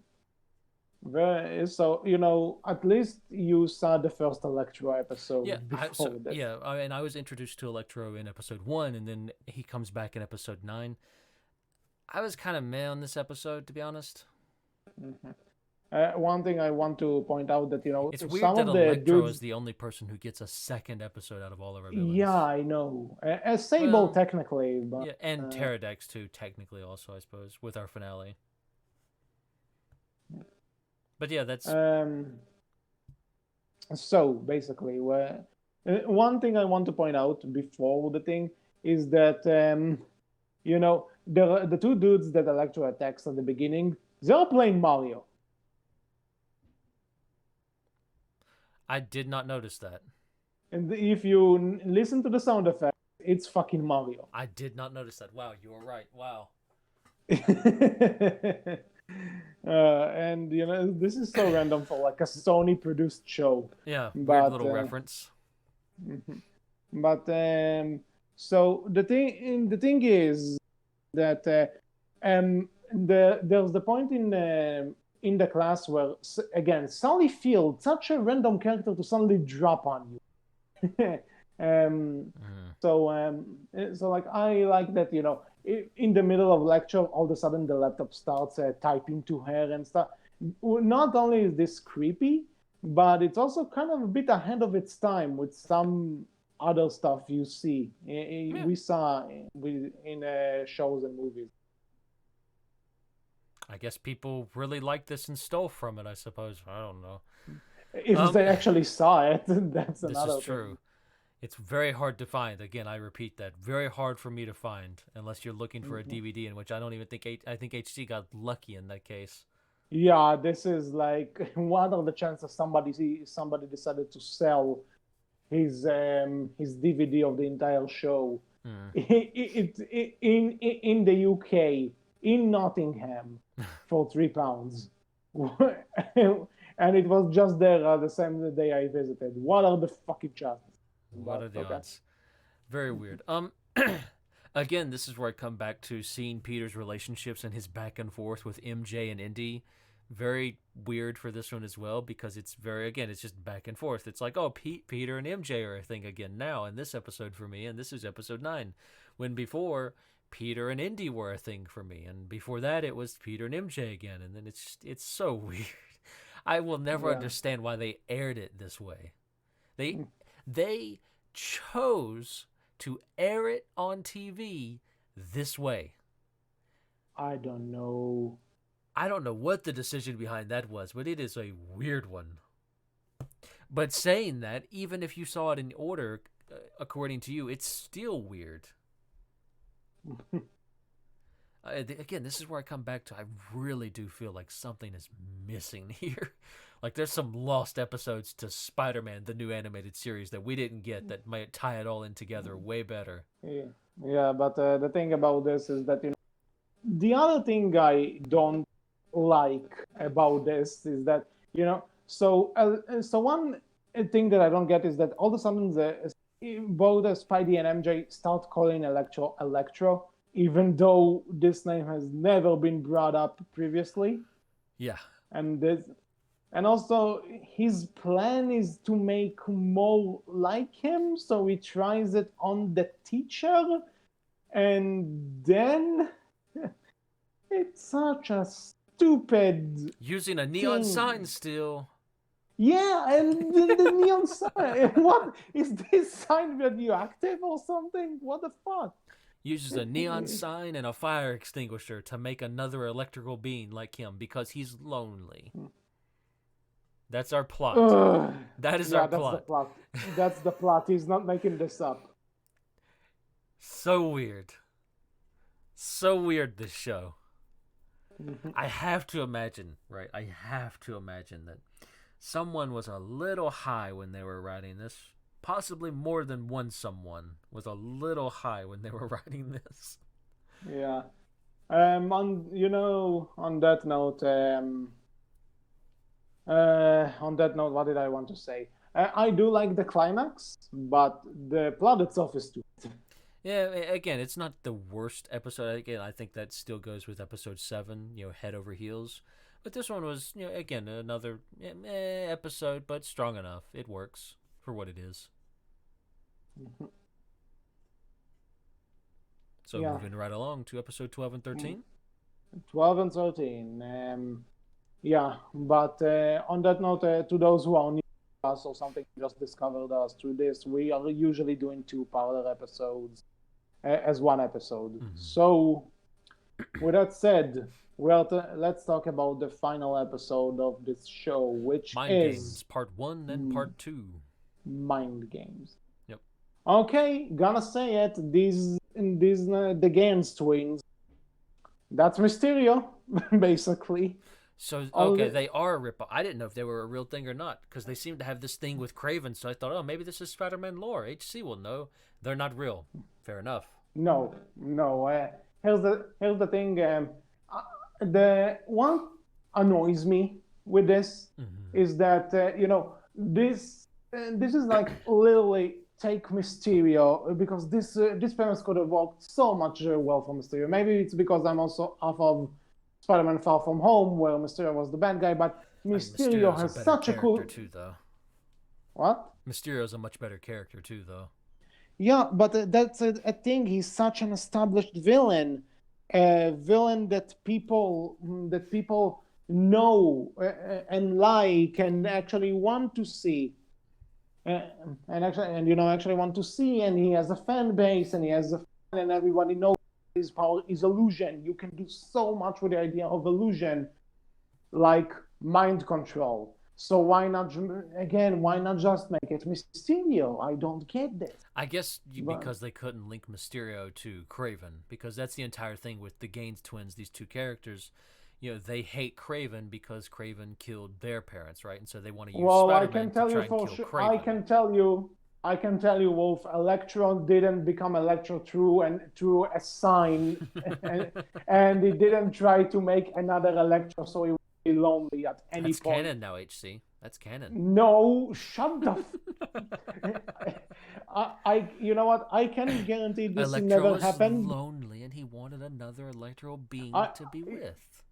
you know what? I can't argue.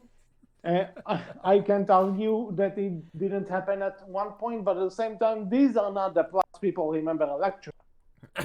Fair. So make something up. You made up so much other stuff about, you made up Indy from Gwen Stacy and Betty White together. So, make Mysterio have a vendetta against Craven. So simple. And, again, it's completely fair. Well, anyway, where was I with this? So Dick move by Peter pushing Mary Jane off the building, by the way. he's not pushing. Oh yeah, that I forgot that part. Yeah, like that's just like at the very beginning of the show. Apparently, Spider-Man and MJ are a thing again. Randomly. Yeah, they're friends, just hanging out. That was more than friends in that scene, but anyways. And then all of a sudden, it's like, yeah, I don't want to be up here anymore. How am I going to get down? Like, okay, and this is off the building. This is a bit I called philosophical Spider-Man talks. Okay. I don't know. I don't know. Just I mean, it works. It's a good explanation. Philosophical Spider-Man talks. I get where you're coming from with it. Which is not a bad thing, honestly. Spider-Man fan, it is interesting to hear him talk about what he see, how he sees himself, how does he want people to see himself, what would happen if people know who he is, and this is interesting. Again, the show doesn't do anything with it. No, really. I mean, this is the finale, so understandable. Mm-hmm.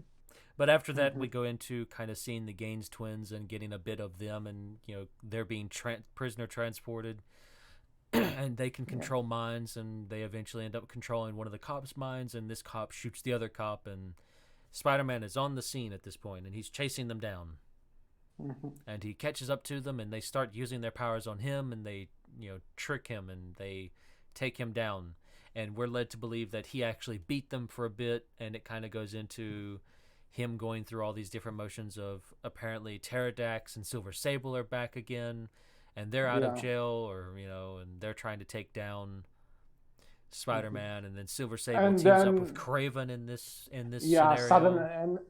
Suddenly Craven shows up in this show. Nowhere, like Craven's back, so we're working with Craven. Silver Sable's working with Craven to get revenge on Spider-Man. And that's another thing why I don't get the Shikanata or whatever her name was. I forgot already. But imagine if Craven was in this episode. Craven is back, so it's like, so we established him. Yeah, that one was. Yeah, I get where you're coming from with that now. That actually is very weird. I like Shikata, but yeah, it would have been way better if Craven had been there, so we could have at least some kind of understanding of the revenge besides being told, well, Spider-Man got him locked up in the gulag a long time ago, so that's why he's back. It's like, yeah, I have no basis. What is the gulag, by the way? That's just a Russian prison. Just a Russian prison. Mm-hmm. The Russian word for prison, more or less. Yeah. If I may use a quote from the much better Spider-Man cartoon, Mother, where did you come from, Mother Russia? and educated by Mother Africa. Oh wow, two moms and still so ill-behaved. Not bad. That's a good quip. That's a good quip. It's not good. It's spectacular because it came from Spectacular Spider-Man, best Spider-Man Boo. show. But but yeah, all of but this ends up in Craven killing Mary Jane. And by the way, yeah. We'll get to that. But first of okay, all, I honestly didn't see Peter unmasking coming, and I also eh, didn't see Craven killing Mary Jane coming. So good on them for actually surprising me for a yeah, bit. that And definitely then threw me for a loop. I'll admit, I agree with that. I definitely it uh, wasn't expected, but just it's so quick though. It's yeah, so quick. It's like Peter, thank you. I'm dead now. Then we just yeah. then we just black screen to Peter standing over Mary Jane's grave. Apparently, it's like Yeah, this what? was so. What? Yeah, I was exactly. I was like, wait, what? Huh? What is going Did on? I miss What? something? Yeah, and then the best, and then you get after Harry actually started like warming up Spider-Man, and he comes to Peter and tells him, "This is why I never liked Spider-Man." And Peter is like, "Yeah," and It's then so weird. and there's this entire thing about Peter looking at that spider and he's like debating if he should crush him or not. But then comes the cherry on top of the insane Random old Sunday. dude. Random old That's not, dude. dude, Wolf. This is not just a random old dude. That is Stan motherfucking I Lee. know it is. I know. That's I knew the voice when I heard it. It's so weird, though. yeah, and that's the thing that on the one hand, it's so weird that you top this insanity with Spider-Man co-creator and probably the king of geekdom as we know it, just shows up and says, "You're fueled with revenge. Use it. You want to kill Craven. You need to, he needs to pay for what he did to her."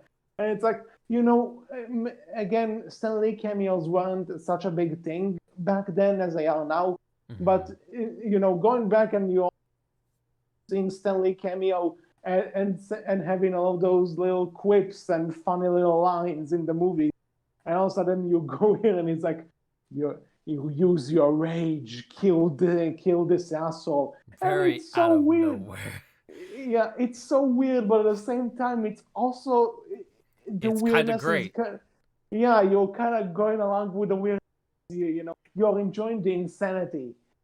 And then all of a sudden you find out, oh, it's all fake. Although you kind of knew Yeah, that from the beginning, really. They you didn't know. exactly try to hide it too well. Yeah, but at the same time, I was so actually bummed that it wasn't real Yeah, because I kind of was too. I was kind of hoping, like, hey, well, he defeated the Gaines twins, and then we just go through this weird collection of nonsense. And I was kind of hoping, like, and then, like, when you were finally revealed that it was all actually fake and it was an illusion by the Gaines twins, it's kind of like, no, go back to that. I like that way more.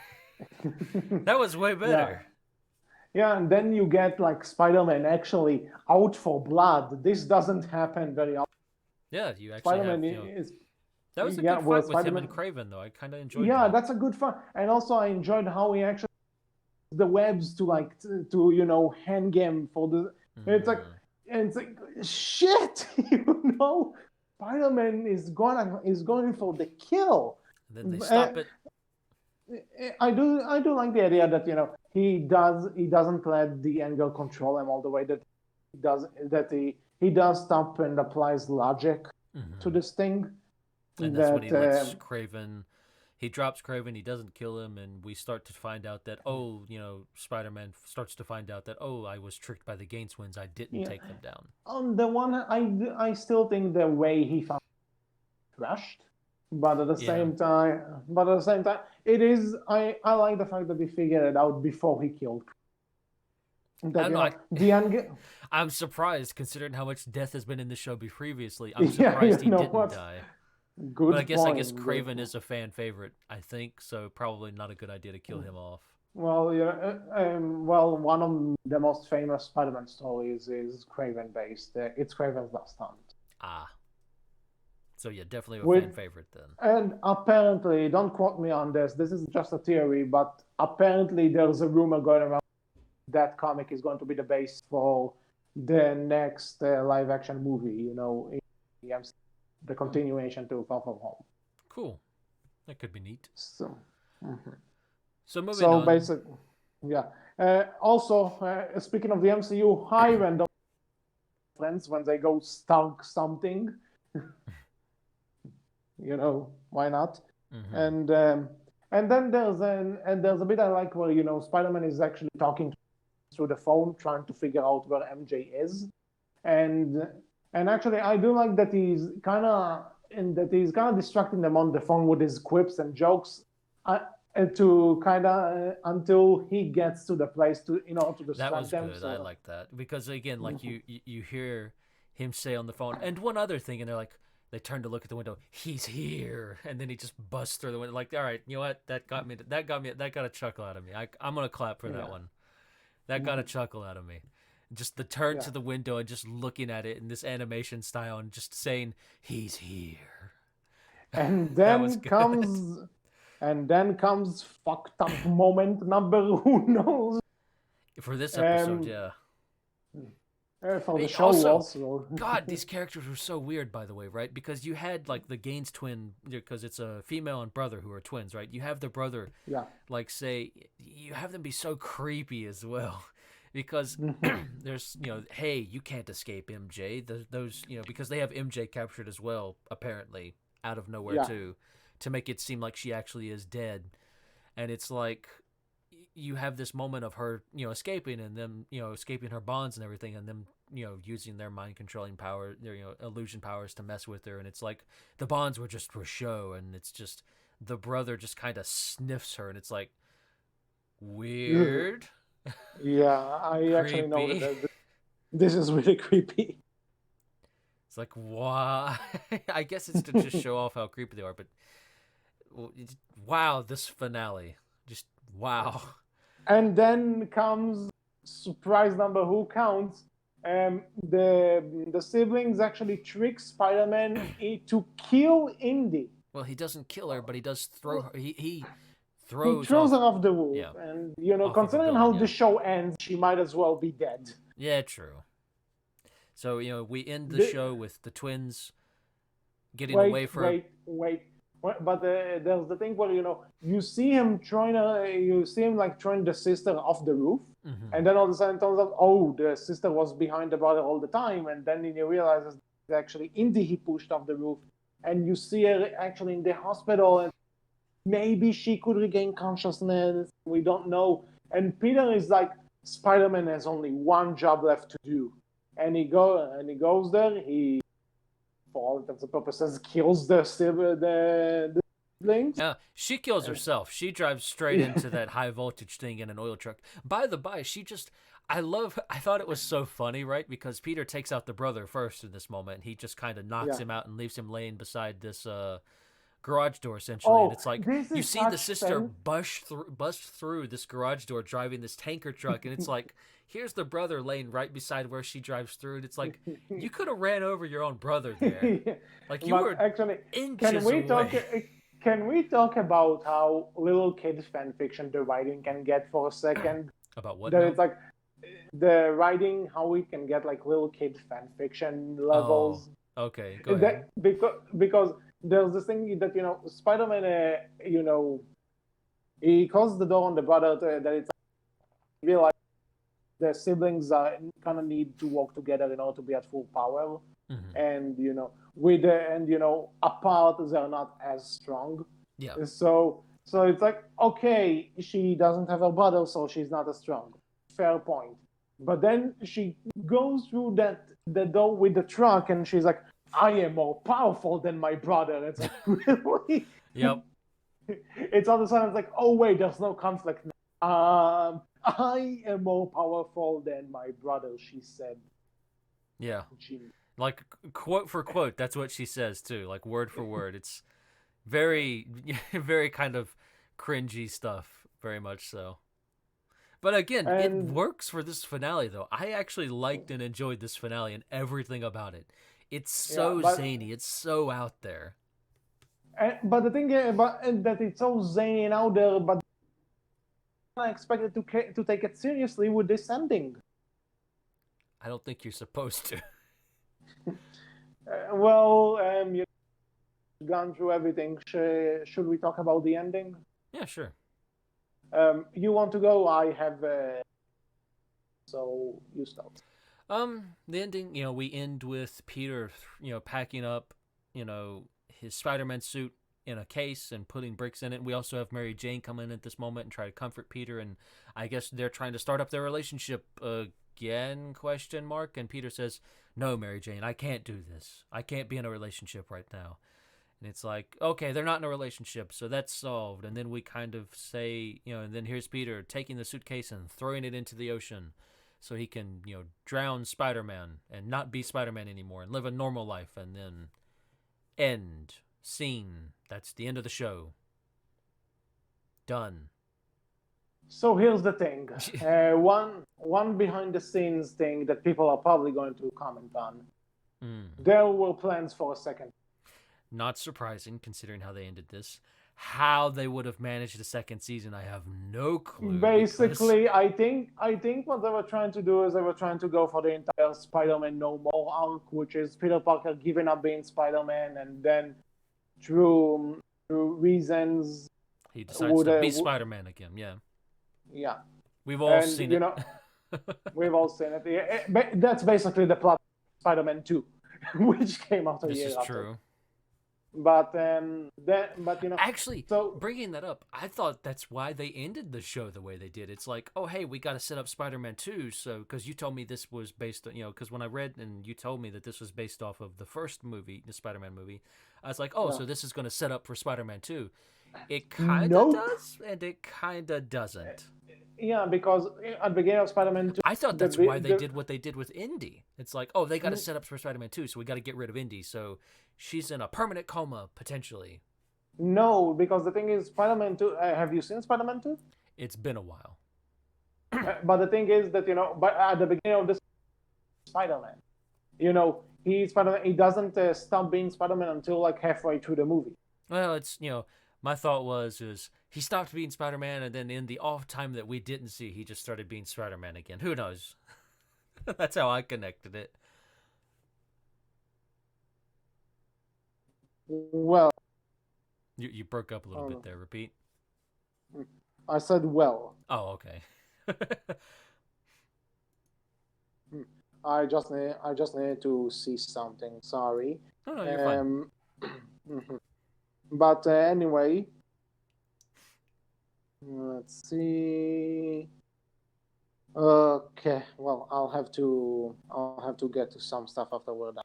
Mm-hmm. But basically, the thing is that I want to bring up is that they apparently had plans for a second season, and they even said they want Mysterio in the second. Imagine a villain that controls the people's minds. Ingenious, but the thing is that people say that this is a cliffhanger end, and honestly, I see why, because it's Peter not wanting Spider-Man anymore, and But then there's an entire thing about this, that this show has stayed this way for over 10 years now, 70 years almost. So at this point, if you watch this and I didn't tell, would you consider this a cliffhanger ending, or would you just say this is how it ends? Honestly, I kind of, again, like you heard me talking about how I thought this was them kind of rolling into the movie a little bit, right? And I think, I don't know if I'd call it a cliffhanger ending. I would say this is kind of just how the show ends at this point. Mm-hmm. Yeah. And they kind of rolled it into the second movie. Like, that was my thought. So I guess, that kind of explains my viewpoint very clearly, right? Like, this isn't a cliffhanger ending for me. And, and again, let's forget that there was, and as I usually say, we're not reviewing what could have been, we're reviewing what it is. Mm-hmm. And as is, this is how the show ends. There's no more after this. And I am kind of conflicted about what I think regarding this end. because on the one hand, Spider-Man was always supposed to be the hero you could be. He was always the every guy. Like he wasn't a billionaire. He wasn't an alien. He wasn't, and insert something here. He was just a guy who got his power, who got superpowers, and he decides to use them to stop crime after he feels responsible for his uncle's death. That could be anyone. That could be you. That could be whoever reads the comic. Yeah, That sure. was the main that was the main appeal. Mm-hmm. And I think it is interesting to show that in real life you sometimes give up on stuff. You sometimes give up on stuff that you see you can't win. And Mm-hmm. so I kind of find this interesting that there's a version of Spider-Man where it's like, what, where it's like, I can do this. I tried. I gave it my best. I had a good, but this is too much for me. And if I'm responsible for the deaths or paralyzation of a goal I really like, then I don't want to do this anymore. I like this idea, and you know what? Better. I think the reasoning for him quitting in this show is better than the reason for him quitting in the actual Spider-Man 2 movie, where it's hard, Mm-hmm. but then again, as much as this is an interesting take, to me personally, as someone who admitted that Spider-Man is my favorite superhero, he's one of my favorite characters of all time. Period. There's something very depressing and honestly not all that in character with the idea that the guy who never gives up, the guy who you look up to as no matter how many times he gets hit by his enemies or by the public, he always finds a way to come back up, to get up and Mm-hmm. continue fighting because that's what's right. When you have such a motivational character that you look to, and all of a sudden you see this doesn't feel like Spider-Man. So I don't know if it's my personal feelings getting in the way, but this is I'm very conflicted about this. I think I think it's an interesting way to look at it. It definitely works for where you're coming from, right? And it's interesting to say the least. Like it's very interesting. All of the show is interesting to say the least of it. I think you might be reading a bit too much into it, but it's an interesting take. Maybe And I would agree with you. I think it's interesting to see kind of a Spider-Man that actually did just outright give up.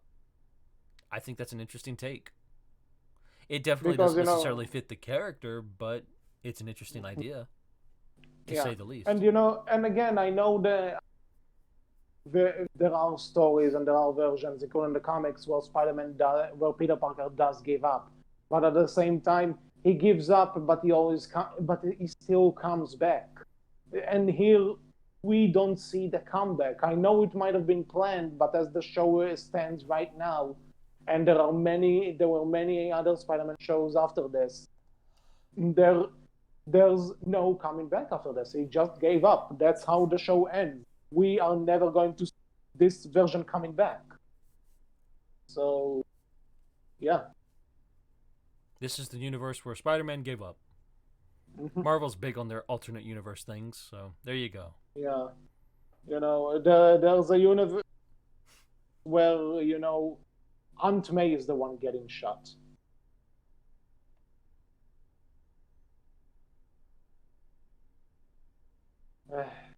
Oh well, I'm pretty much done. So Yeah, I mean, closing thoughts.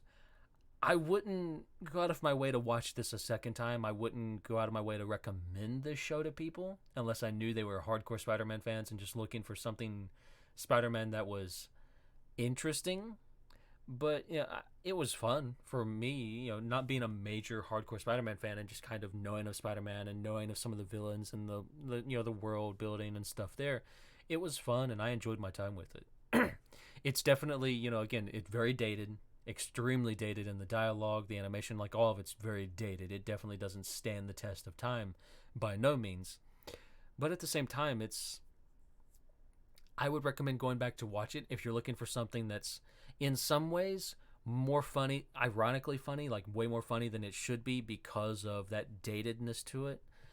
And in some ways, again, I would recommend it if you're a Spider-Man fan. Like, go back, check this out. It's one of those Spider-Man things, and it's not something you'll probably get to see It's out of any definitely a new very show.